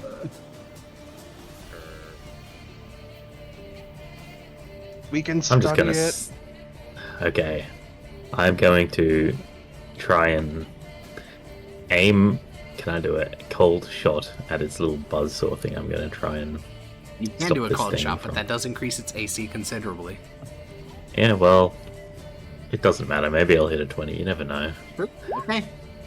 Wow. That hits the. You hit the Buzzblade. All right, let's see if you can break it off. Watch him roll Huge natural damage 1 on coming off, damage. yeah. Just had to go. Whoa, okay, that's enough. You break off the Buzzblade. It does still have a clamp that it can use as a weapon. It just hasn't been because the Buzzblade's more effective. But you do indeed break off its Buzzblade. Munch. You guys are bad at this. I'm gonna stand up, Yeah, move stand 15 feet, and then just grab him from 10 I feet forgot away you have long limbs. Oh, you creepy Yeah. bastard. and just grab him. Yeah, it's a strength check at advantage because you're a size class bigger than it. Yeah, I forgot Bugbears had 10-foot reach. Yeah, it is like squirming all of its limbs at once, and your hand is as big as it, essentially. So you just grab it. You just palm the entire scrap mite. It is instantly grappled, and since its clamp can't do shit to your hand, it is essentially no longer a threat. So we're going to end combat there. Okay. You're just palming it like a basketball in your hand. And now windmill dunk it. No, I want you to imagine, like, I'm like, it looks like I'm strangling it. Yeah. If it needed to breathe, it'd be cooked right now. Yeah. I Oh, want to I pick should up tie it the up. little Buzzblade I'm knocked off. Yeah, I mean, now that it's fully restrained in Munch's like giant palm, yeah, you can restrain it fully. We get a description of the runes. There's a single rune. The rune is a rune. I mean, what do you want other than that? None of you can read runic. What's all this stuff? Well, Yeah, so we'll just take a mental note of it. sure. Those are valves on the wall. They're like similar to the things that you use to open the doors. They're like wheels to spin. These are pipes that have fallen down from the ceiling, and they're quite large, several feet in diameter, and you can still hear like skittering inside of those. So there's clearly more of those. And then at the back wall, this is the thing that's actually producing all of the light. Every couple of seconds, multiple times a second, it bursts with like blue light that fills the entire room. I know here it's depicted like a Tesla coil. It's more so just like a burst of blue light. And it has like a frequency to it, like it's a consistent intervals. And since you're looking at the runes so closely, Yapper, you'll notice that the rune on the back of the mite, which is still skittering, by the way, it will never stop skittering. The rune pulses at the same frequency as that light producer over there. Interesting. There are also, up here, there's a cracked I'm just going to describe this in English terms because I genuinely have no fucking idea what a goblin would think when they see these things. There's a cracked control panel with runes and like tons of like dials and switches. There is over here carved onto the wall a very detailed map of all the irrigation pipes throughout the Middle Deeps, and also some of the maintenance tunnels. And then on this wall, there is a pump column with a Dwarvish label with some type of sticky paper that manages to stick to the iron. And then, of course, there's the door with all the pictograms and stuff. Does the map lead to our tunnels? Yeah, I'd make a survival check as you kind of waddle over to the map and look up at it with wide goblin eyes. Can I argue for investigation? No. Darn. It doesn't take a genius because you know your tunnels like the back of your hand. Every member of the tribe does because you don't have maps. You only have your brain. And you can actually see that the pipe which sustains your entire existence is in fact marked on this map. And because you can read Dwarvish, you can realize that the pipe... I cannot. Oh, you can't? Okay, never mind. But yes, you can see how these pipes intersect with the pipes that you live in, or the tunnels you live in. So the pipes intersect with the tunnels you live in. There we go. Okay. Bless is going to fade right about now, by the way. I think it's 10 minutes, You said right? there's skittering coming from in these tubes, right? Yeah. What now? I'd like to do investigation on the control panel. Sure. I would too, yeah. All right, the two of you combine your brains together. Hiss, do you speak Dwarvish? I do. Okay, then the two of you in combination, Yapper by pressing random buttons, Hiss by saying, please God, stop pressing random buttons. With your power combined, you can essentially review this panel. Hiss, okay, I'm just going to describe what it is. I'm going to let you interpret how Hiss would take this. There are a series of switches which allow you to turn on and off the flow of steam through the massive pipes here. This is clearly some sort of like water control center, which controls the flow of steam and water and boilers through various parts of the Middle Deeps. There are labels which say things like access tunnel 04-01-as, things like that. There's also like pressure valves, almost all of which are broken. There are little runes which can clearly be pressed as like buttons. And on the right hand side, there is a slate terminal, which has a sort of runic, like a series of runes, and then Dwarvish characters beneath it, and a small little display that has like kind of an illusionary like hologram that floats a few inches off the slate. How the fuck would I interpret that? Also, there are like, this is like one of those old-fashioned switch panels, so there are literally thousands of switches across like these two large terminal cabinets. Yeah, he's like on the verge of a schizo break. He doesn't even know what to make of this. He's gonna go look at the hologram. Arcana. Yeah, because this is magic. This is just magic. What the fuck is this? This is magic. Also, Munch, I am just gonna move the scrap mite with you since you're palming it. Oh yeah, that's a good idea. Yeah. Okay, Hiss, you undertake the ritual of scientification. You've heard this word in Dwarvish before, science, something like that. It's some type of arcane school of magic that you're not familiar with.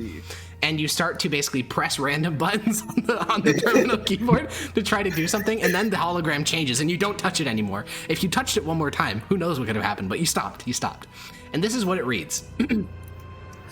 TK Chronostamp 688 14 32 1807 Searing Watch. Log entry Aeon Soul Red 31D. Filed by Master Artifix Gromley Torun. Rank Senior Golem Mancer. Forge Index 9. Gamrek Annex. Notice of terminal absence. Pursuant to Standard Arcano Engineering Protocol 44.3-C, custodial transfer in event of operator loss. This entry is submitted in anticipation of potential loss of the custodial team on necessary expedition. This facility remains structurally intact and continues to draw geothermal condensation and aqueductal runoff via valve lines AZ01 through AZ13, providing stable potable water. However, agricultural natural functionality has been nullified. The primary irrigation manifold is fractured beyond field repair, and our assigned agronomist has been permanently decommissioned by the enemy. Material stockpiles remain viable. Inventory includes 1 active Golem Core Crucible with semi-stabilized lattice work, 4 bundles of residual spell thread, partial mold assemblies for torso plate and trispinal harnesses, residual rune ink. Primary objective of this facility remains unchanged: the study and reactivation of Project Ragnaron's Sun, designation type 10, Mithril Golem, serial 0MG-03. Subject's internal thermal expulsion rune has entered cascade failure loop due to actions by the enemy, rendering it unsafe for direct proximity. Primary means of repair remains core resonance stabilization.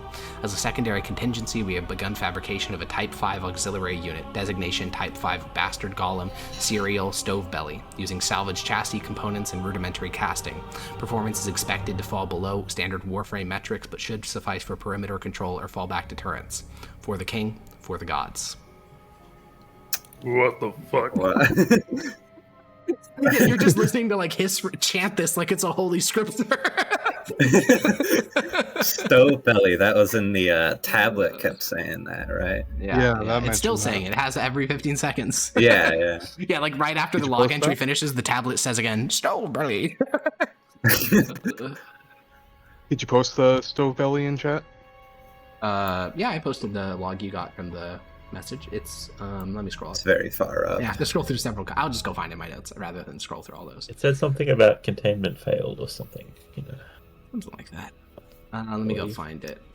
Something about Golem Core, which I'm guessing is that glowing thing over there. Oh, here it is. Type 5 is responsive. Containment priority, stove belly, no longer sustainable. That was all the message you got from the little tablet. Type 5. This one says type 10. Blam will just kind of look over at you, Munch, and point towards the... Because again, there's an algae-filled like water tank, but this other water tank looks pretty clean, and he'll just kind of point and say, "Drink." Okay. Yeah, and I'm going to, as I drink, kind of accidentally shove the the construct in with me. Yeah, it's luckily for you, it's not electrical, so it's actually completely fine.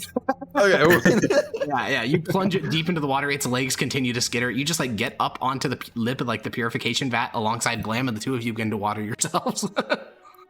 Clean off my blood. Yeah, so while Yapper and Hiss are like looking at these, like this hologram, like fucking rubbing their foreheads, trying to be like, what the fuck were the creators up to? Mardak, what are you doing?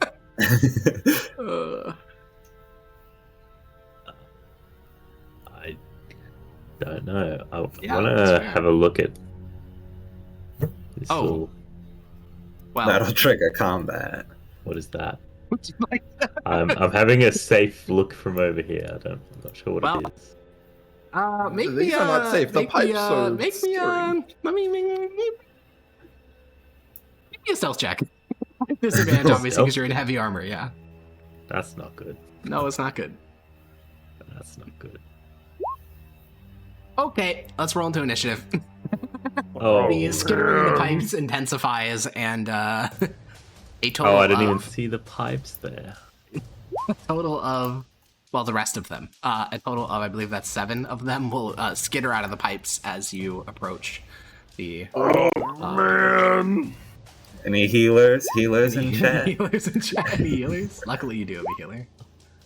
Blamba. But he didn't have time to do prayer of healing, which is like the most efficient healing spell of all time. No. A mistake has been made. You know, that's kind of the fun of life, isn't it? You know, walking into a room filled with pipes that you heard strange noises from.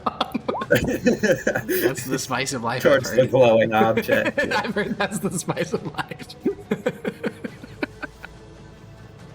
I will say, there is just something really deeply, deeply chucklesome to me of like goblins trying to read like an Evangelion like log entry with like goblin like Neolithic technology level. They're like, what the fuck is this? Okay. Blam acts first. Literally the first thing that Blam is going to do is look at Munch, and then he's going to cast Cure Wounds at like 2nd level because this is going to be a rough fight.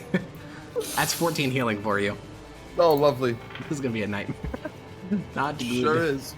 Well, mostly because Mardak's so far alone. That's the main reason, because he's going to have one full round of just being Buzzed. Pour one out for the homie. Buzzed. All right, so this one skitters out of a pipe. This is the only attack that will not be at advantage. A 15. At advantage? Not that's at advantage. impressive. Not at advantage. The rest of them all will be Why? because of pack tactics. Oh, right. Yeah, that misses. So this one attacks with advantage. That's a miss. That's big. This one skitters over, attacks with advantage. That's a hit, unfortunately. 7 slashing. Oh. This one will skitter over and attack with advantage. That also hits for 7 slashing. This one will skitter over and attack with advantage for 4 slashing. It's over. So there's a total of 18 slashing damage across the 5 mites. Yapper. So there's a rune for the skitter mites on the console, right? No. No? No. I didn't see anything? Okay, No, fuck it. there's no identical rune on the console. This console's Valve and like Steam based, not Might based. I see. Then This I'm does going block to line of shoot. sight, by the way. This is taller than you. The lip of the purification vat. This? Okay. Yeah, yeah. You can just get up on it though, where Blam and Munch are. Perfect. Okay. Solved. And an arrow for the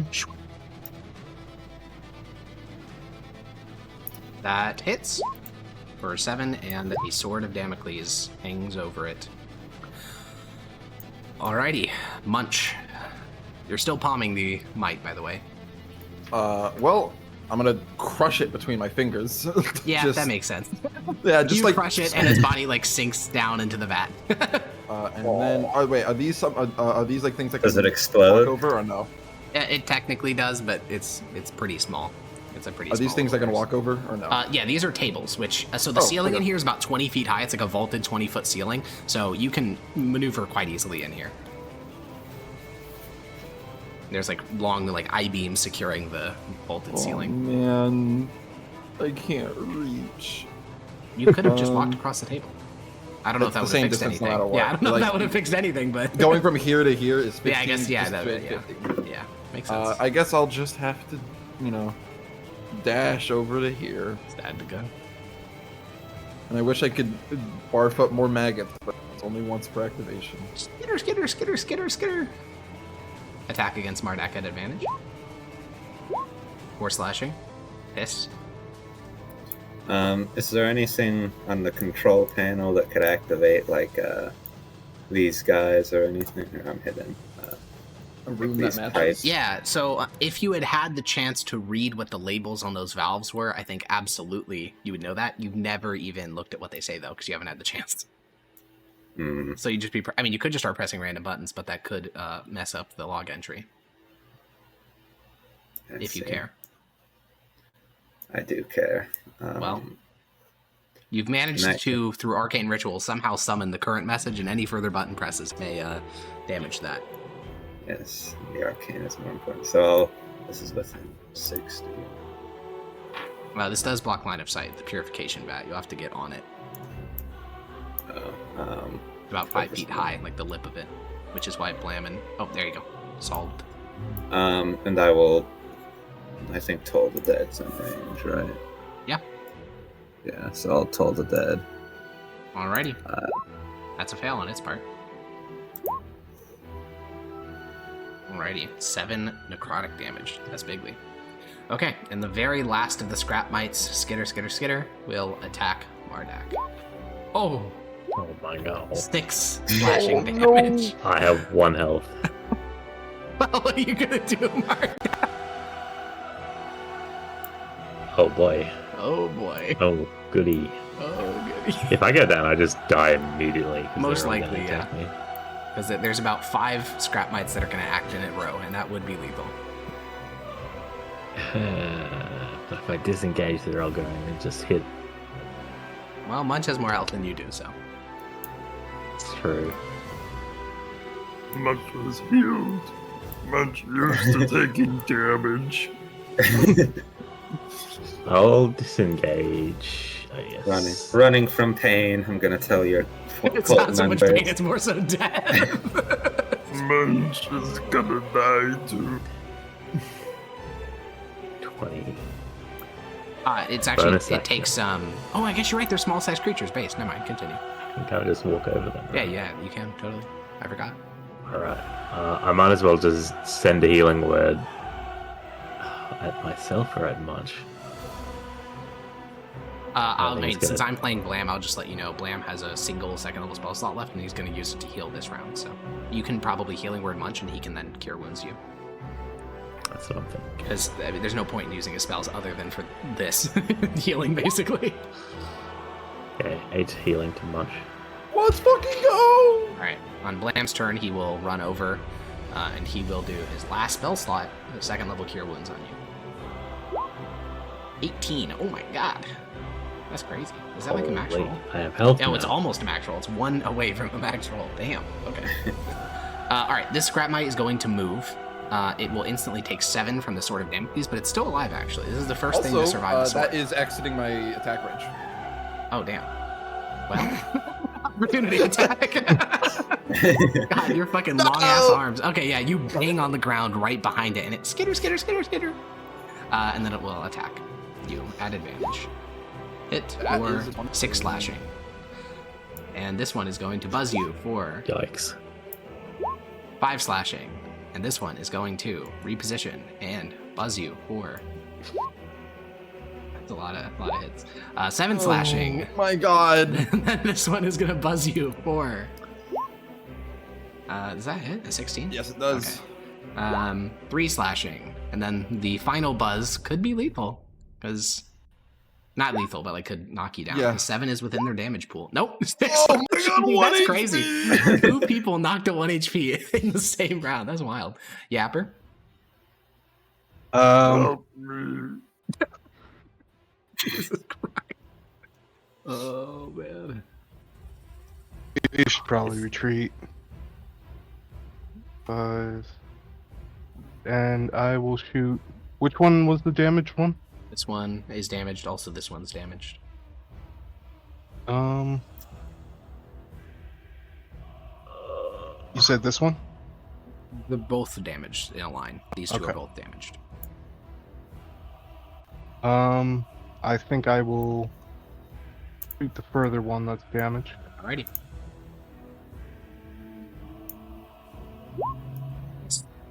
Ooh, that's a rough one. Munch. Oh man. I will say Munch just Mardak is run. basically at full, so Munch might just run. There's no up to you. food here. It's up to you. The next attack will very likely bring you down. Next attack will, yeah, and then I'm dead.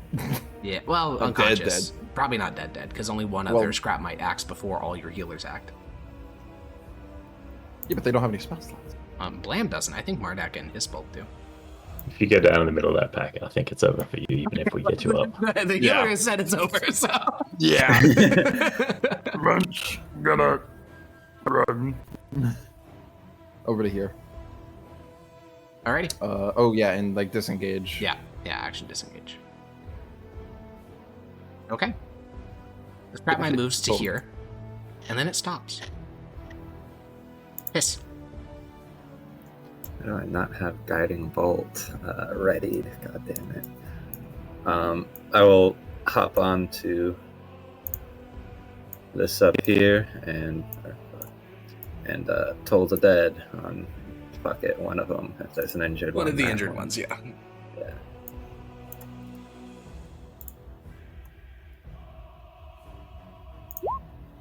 Ready. Wisdom save, fail. So that one, its mechanism seize up and it stops moving. Alrighty. This one, this scrap mite is going to skitter back into its pipe. Mardak. The DM Plot has armor. blessed us with mercy. No, no, I have not. Alright. The ancient goblin tradition of plot armor. Going to upcast healing word on Munch again. Alrighty. And take a step back here. Okay, Munch, you heal for 7. Blam will toll the dead on the injured one. I forgot that you need to roll it the other way. It doesn't matter. And now that you guys are out, yeah, they're all going to skitter back into their pipes.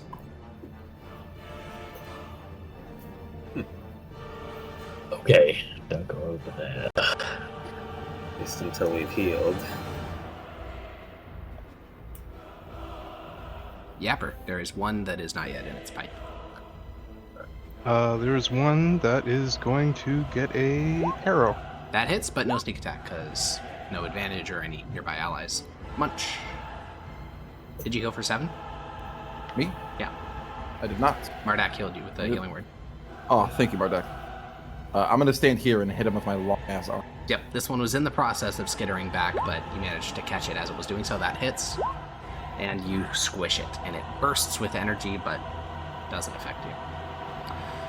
And the chamber goes quiet again. As quickly as they were triggered, they were untriggered when you left the radius. Who would have thought?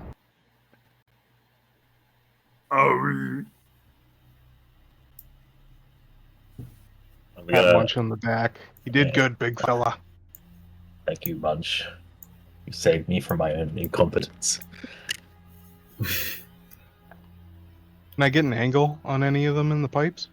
No, the pipes, so obviously dark light is not sufficient to prevent you from seeing. You guys can, this entire room is in fact between the flashes of dark completely, between the flashes of light completely dark. All those tunnels are completely dark. You guys can see fine. So you can actually see into the pipe.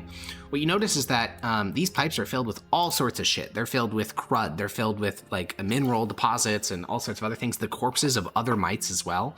Like maybe scrap that was never used. And so they essentially have the ends of the pipes like stoppered up after they get inside of them. So these are like little kind of personalized bunkers for these little mites.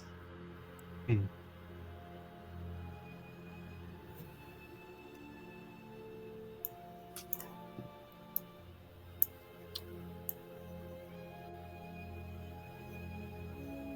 I wonder think if we can should heal and then go back at it, trying to get to that glowy orb, right? Yeah. Do we have heals?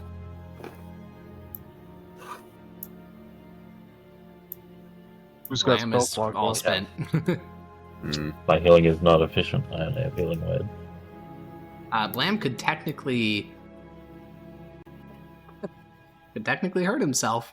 If you heal Blam, he could conduct the rite of spilling on himself and try to get his spell slots back. Did he do it on me? No, he has to do it on himself. Okay. Or a corpse, but you were neither. Oh, himself or a corpse. Yeah, himself or a corpse.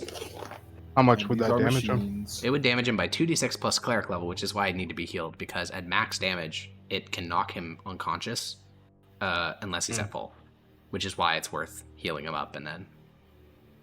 Does he still get the spell slot if he's locked unconscious? Yeah, he does. Oh, then just even if he goes unconscious, Oh, yeah, get him up with the heal. that's true. Yeah, just bring him back. Oh, that's so fucking funny. Okay, yeah. Blam will conduct the rite of spilling on himself. He slits open his wrists, and he he doesn't get knocked unconscious, and he gains back a level 2 spell slot. Oh my god, this is a health positive transaction. He's gonna cast Prayer of Healing on the party. So for 10 minutes, he This is gonna insanguinates be- himself and then casts a party-wide Prayer of Healing. Over Prayer the of course of healing 10 band minutes, right? coming up. No, I love Prayer of Healing. It's very based. Is it prayer of healing like over 10 minutes?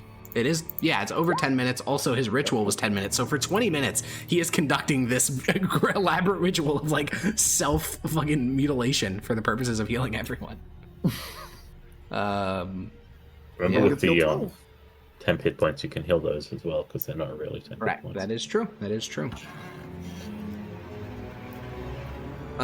Well, what do we want to do? We have the door, we have the valves, we have the pipes, we have the thing, we have the terminal, we have the door to the north as well, which I didn't even mention. That's just a normal hatch door. This all hurts. Munch's brain. Too much. Too much. It's all too much. We could just keep baiting these guys out and then taking them out one by one, right? Moving past the line if we need to. Yeah. We could have the Bader dodge, and I'll shoot him, and I'll take one of these corpses, take Yeah. one step forward. Yeah. And then toss the corpse in front of me. Like Okay. 10 feet. It hits the ground, and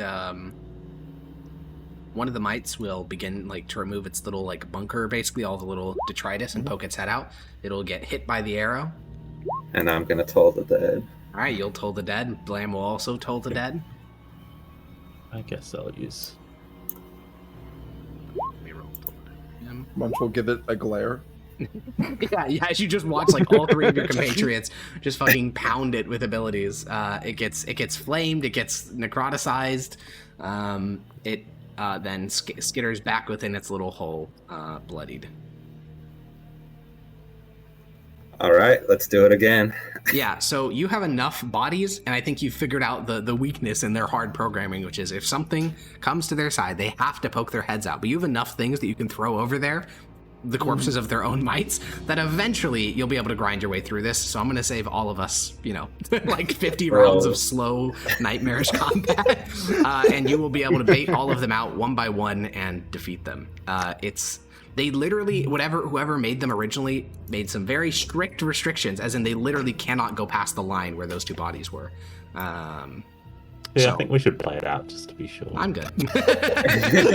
Though I will say, arrows are not easy to get, Yapper. So We get basically, How much should I for spend? all of our sanity, I'm just gonna say minus 10 arrows from your sheet.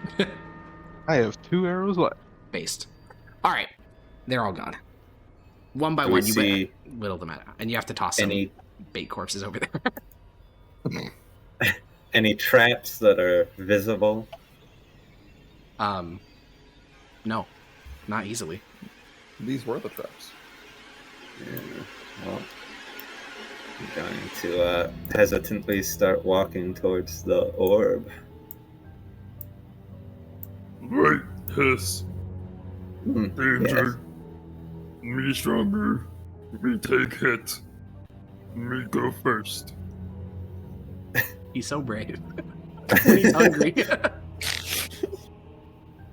Yeah, Munch, as you approach this large, it's basically there's this metal pedestal, and then atop it is this large rod which goes up, and then a circular sphere atop it. And as you get closer, all the hair on your body starts to stand on end. No like.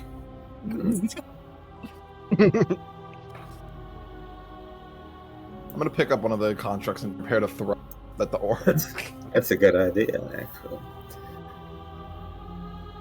No one Yes. against.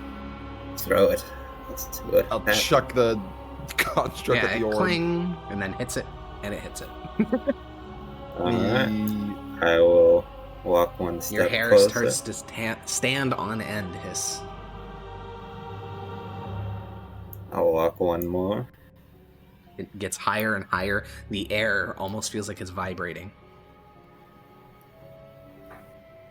Fuck it, he's a curious fella. Yeah, you step closer. This is a seamless construction. No rivets, nothing like that. At least not visibly. There are these seams, kind of, but you're not sure what is making them like that. Maybe it's crimped or something. There's no inscriptions, though there is on one side of it this little panel that is secured by rivets. A panel, huh? Mhm. Can I press things handle. on it? There's a little handle. There's I no will open buttons. Okay, you open it up. It kind of you go to open it up, and it kind of tugs a little bit, and you can see a little runic lock kind of flare up.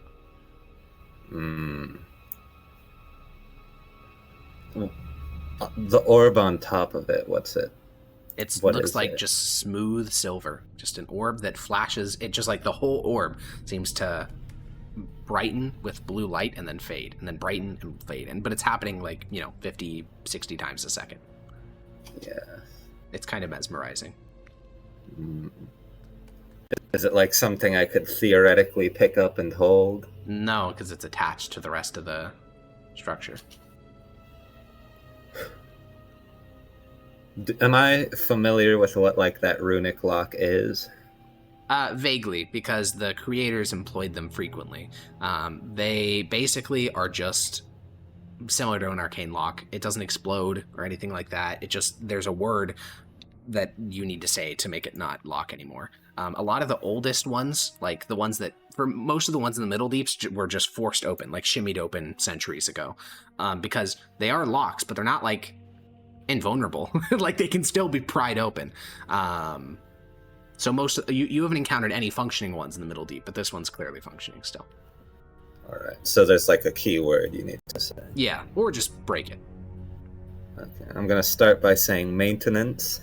Yeah, it's so funny. Munch and Mardak are just watching you, and in like your best Dwarvish accent, you say maintenance in Dwarvish, and they just like look at you, and nothing happens. Then I'm going to say stove belly. Nothing. I lost access to the fucking. Master Artifact Gromil Torun. EB Boogargan. You say the whole phrase, Master Artifacts Gromleel to run? Well, I'm just telling him what his name was. Oh, sure. What other words are we trying, His? Can I get access to that handout You still again? have access to it. I can't find where it is. Oh, well. There you go. There it is.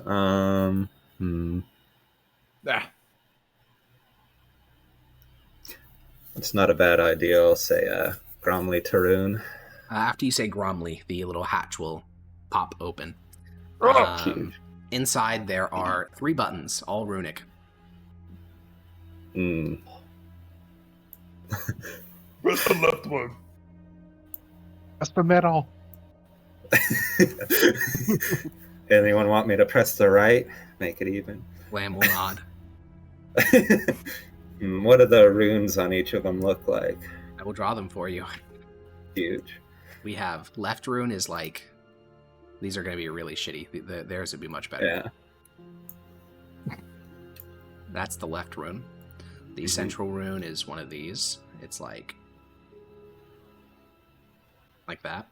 And then the right rune is, one sec. This is going to take a second to draw.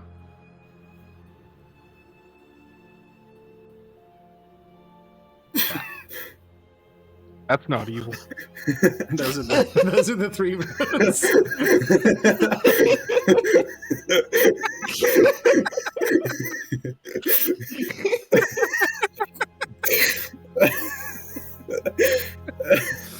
The Dwarvish runes are a very confusing language system.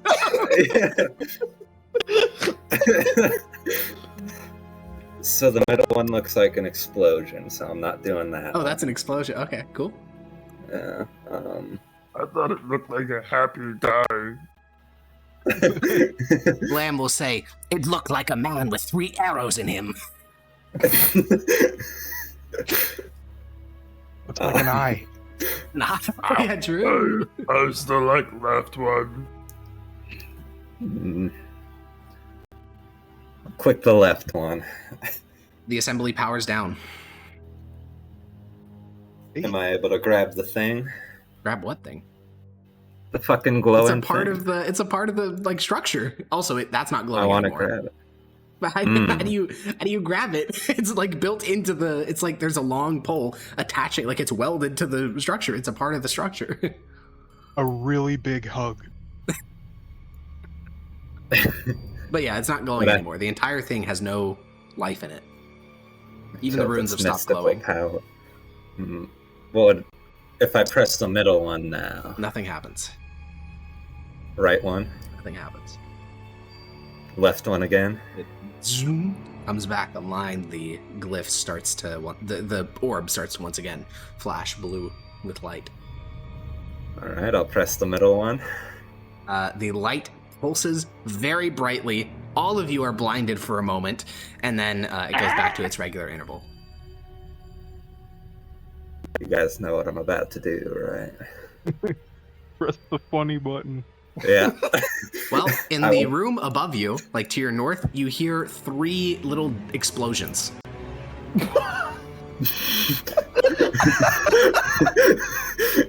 That's after I press the right one. Yeah, after you press the right button. What the All hell right. did you do? Button Cosmoom. Oh, That seems to be what it is. In this one, this area over here. Up there, through that doorway or that hatch. Wait, you should turn that off again. Why? It matched the pulsing of these little bastards here. So if that thing's off, maybe the little bastards will be off. I'll click the left one. Sure. Power's back down. All right. That was some serious booyagging there. Some Impressive. Kino fucking booyagging, dude. That's why he's the fucking the psychedelic guy. This guy knows magic. I just destroyed three things in the next room without even trying. You know, he's so magical. Not to mention, he summoned the message of the creators on the terminal. He's so talented. Yeah. Oh, is the terminal still working? Yeah, they're disconnected systems. Oh, okay.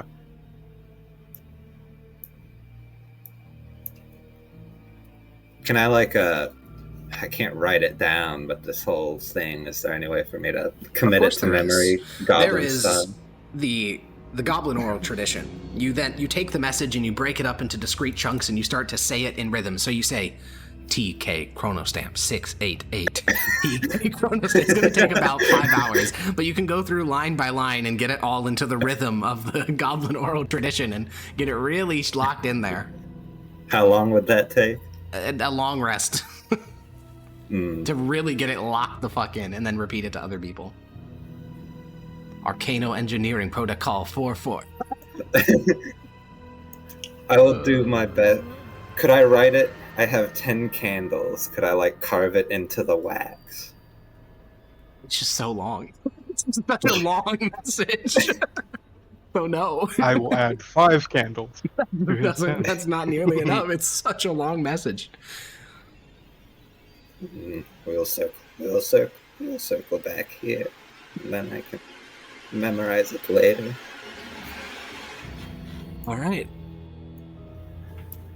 Well, this is the door here is a hatch with handles, actually, so it doesn't have the big spinny thing. It's just 2 handles you can grab onto. Let's open. Swing. Inside there are 3 detonated scrap mites that have just exploded their contents. There's also another one of these, but it's currently turned off. The room itself has 1 second, I'm gonna sneeze. Oh my god. The room itself has a number of tables in it, covered with scattered crafting pieces, faded parchment schematics, little pieces of work tools that are long since faded. Okay, I'm gonna do a dance and say, yes, I killed them with magic. Good job. There's also an open door here and a closed door here. I'm gonna go peer through the open door. Yeah, there are bunk beds. They're weird. I don't even know if a goblinoid would recognize them as beds at first, but because they're just the frames. They're just the frames of the bunks.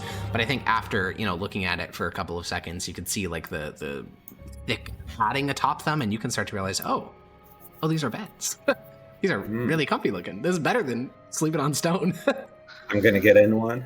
Yeah. You get onto one of the ancient beds, and the fabric essentially crumbles under your relatively light body weight into nothing. There are also little jumping on them. Oh yeah. You jump on it. The springs hold for about a second, and then they snap under the weight of the rust. There's also some little objects in here: a dented tankard, a discarded steel object similar to the one that you recovered, made out of red metal, a pair of boots, an old brass cooking pot. Yeah, we'll just running around, jumping, breaking every single spring on the bunks. We will collect the various goods in here and put them on Munch. Okay. Strap them to Munch's backs. Yeah, I have a little bag of stuff. Yeah. But the issue is that bag is also filled with certain bits of monster that I'm gonna use later. sinew and body parts. Wait, Hess. Let's blow up more mech. Or whatever they are. I'm gonna open the door. I'll run up here. I'll say, whatever that guy's name is, Gormley or some shit. Gormley? Gromley. Yeah, the hatch will pop open. And then I'll click the little explosion button. Nothing happens. Munch, this is a storage closet. There are dozen, like all those brown things are crates or chests. All of them are open. None of them have anything inside of them. In front of you, though, is a large steel cabinet that's closed.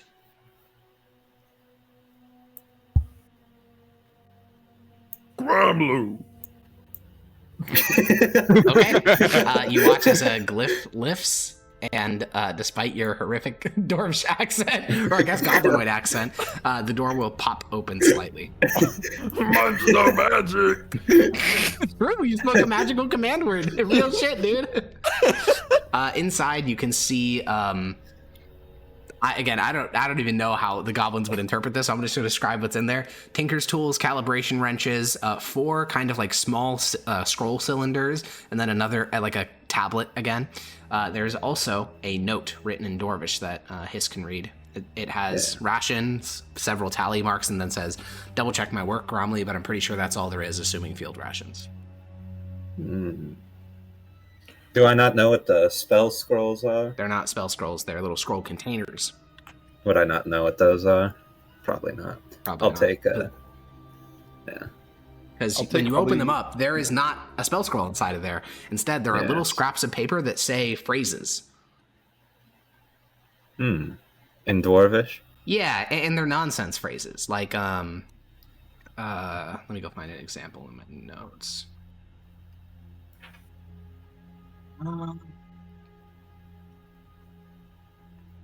Oh, this is buried in the wrong spot. Here it is.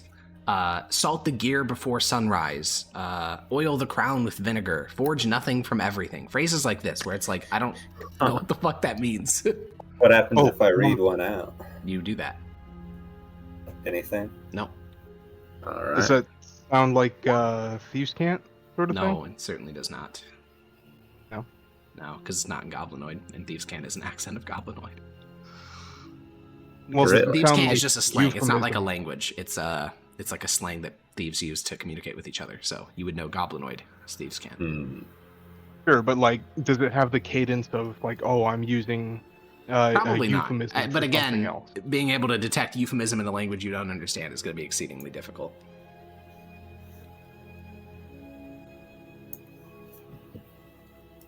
All right, well, we'll take all that stuff. Sure. Then the 4 phrases that you find, because it may come up later, are so each of these little scroll like cylinders has a phrase in it. These 4 phrases are: climb the flame with dry boots, laugh at the falling stone,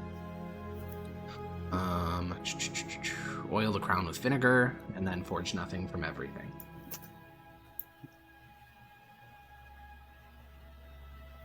And then there's also another tablet, but this one only has buttons on it. There's no like message that plays from it. There's just 4 runic buttons on it, and then an inscription. What's the inscription say? The inscription reads, let me go find it. 1 second. Designation type 3. Where is it? Designation type 3 Dreckhammer Golem serial 1DH 124. Is it worth drawing what the buttons look like? No, you can press all of them and you won't notice anything happening. Okay, that was what I was gonna do, so... Yeah. What's it gonna do? Of course you were. There you go. Is that thing on still? The What thing? orbs? No, you press the turn off button. Can I turn it on, then press all 4 buttons on this? Yeah, nothing I'll turn it happens. Tragic. Alright, I'll turn it off again.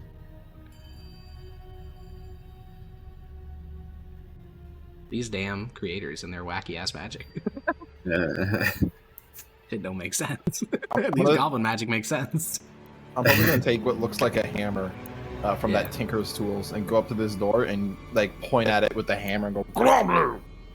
It does not open. Oh, What's it Does it say have on this a- door?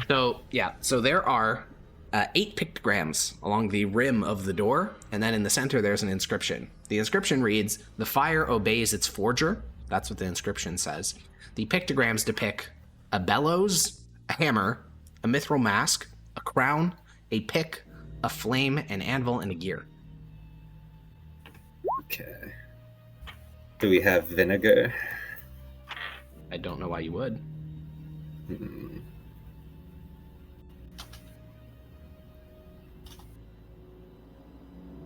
And then the What is a inscription. bellows? A bellows is a type of like accordion-looking thing that you use to cool down a forge or heat it up.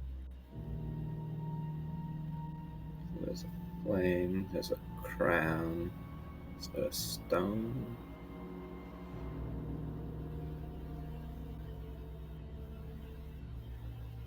Falling stone might have something to do with a pick. Like you pick it, the stone falls. So, fire, pick, crown, anvil.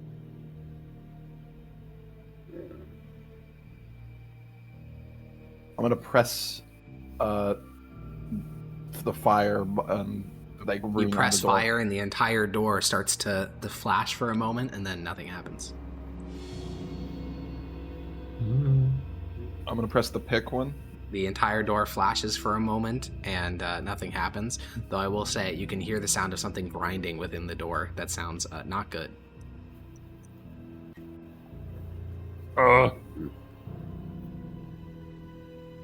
Bad or good? I couldn't even understand that.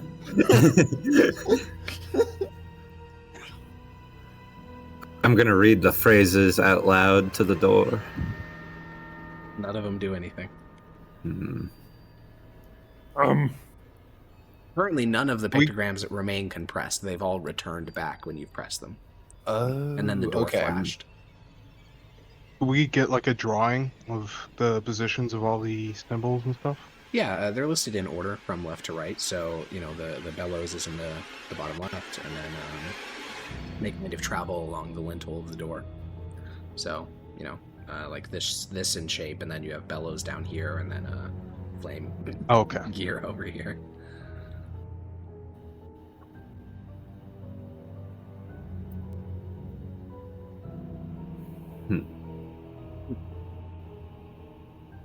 Is there any part of this room we haven't looked at yet?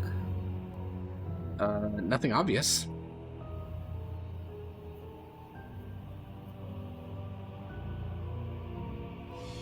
Alright, I'm gonna click the mithril mask. Okay, you press the mithril mask, the door flashes, and you hear a mechanism grind, and all of the buttons compress, and the door does not open. So they can no longer be pressed. I'm gonna look at Munch. Do you think you can knock through it? It's a red metal. No. It's funny though. Maybe it'll give us chance again.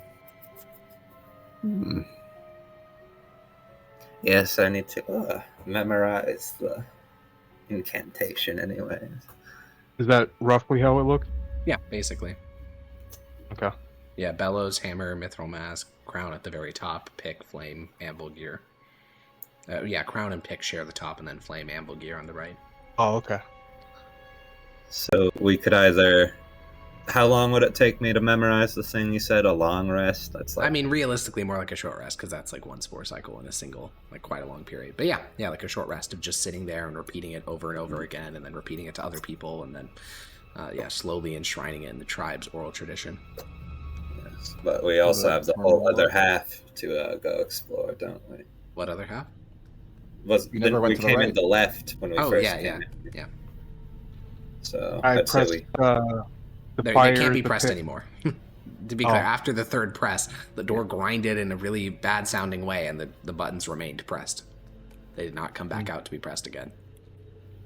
I'm gonna go turn the machine on. Okay. Yeah. You do that. We'll turn the power sources back on and off and see if that resets anything. Nope. No? Alright. No button mashing does anything? No. Okay, I'll turn it off. It'd be a poor defense against goblins if button mashing worked. Because that is the default goblin strategy. Oh, man. Alright, I say we go explore the other half and then come back here.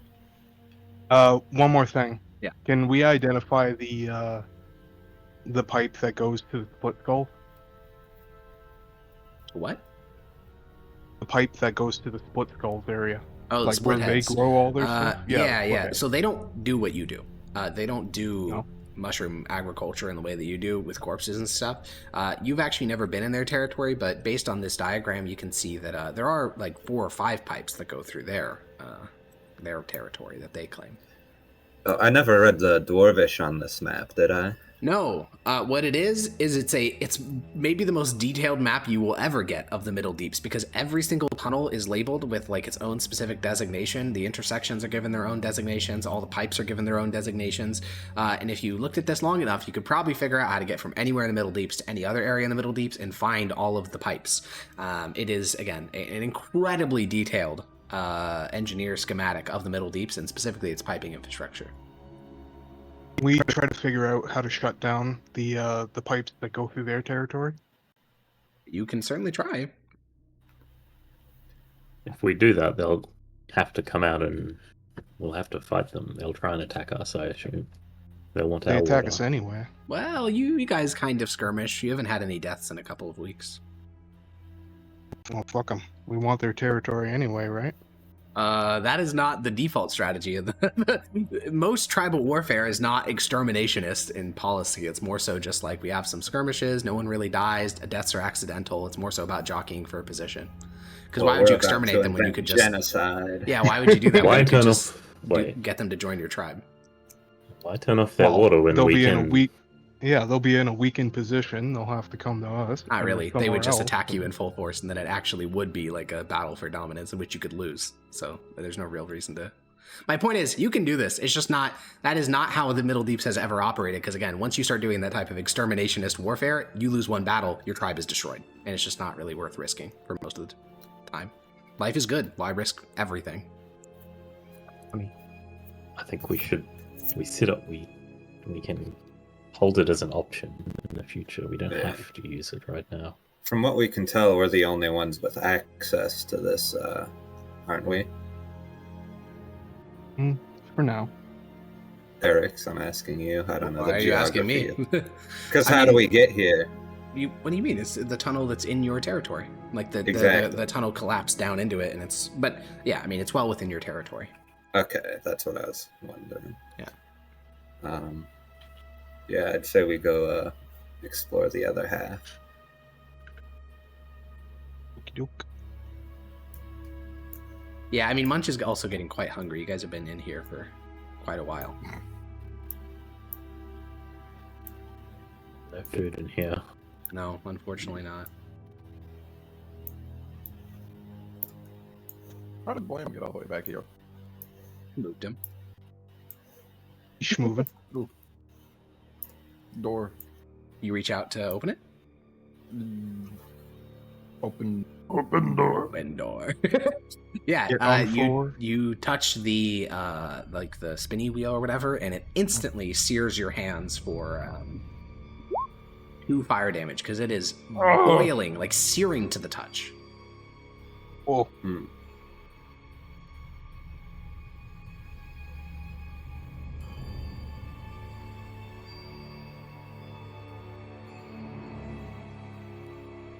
Huh.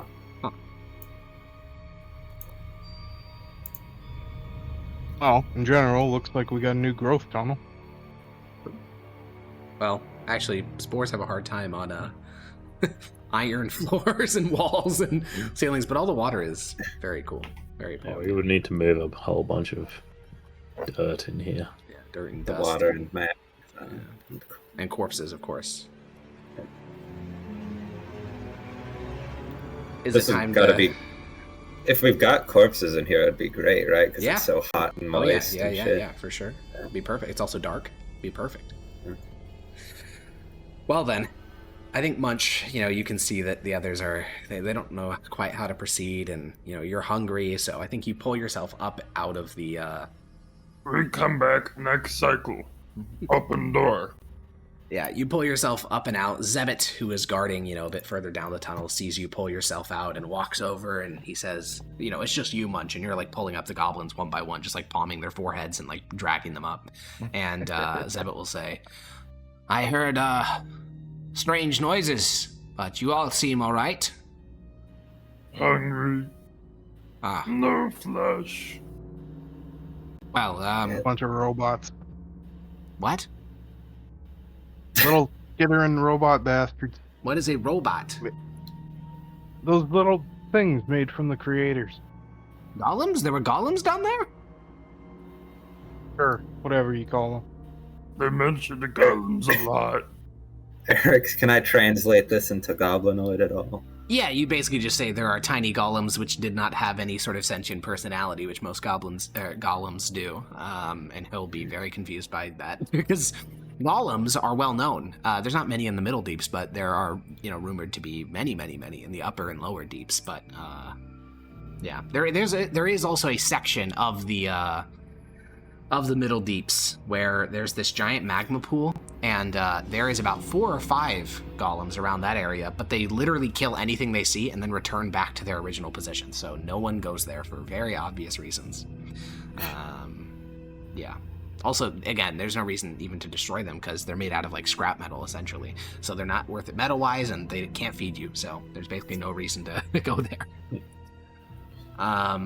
Well, exhausted, battered, you can return to your area. Each of you will have grand stories to tell. Munch will eat and sleep, but the rest of you will have grand stories to tell the rest of the tribe of the strange things in that opening, and how you'll figure out how to proceed forward in the future. And Mardak, your pack will wish to hear of your grand exploits. And another spore cycle will pass here in the depths of Java's Karag, but we will deal with that next time on For the Tribe. And I'll see you guys then. Bye-bye. Bye. Bye, bye, mellow balls. Bye, chowder.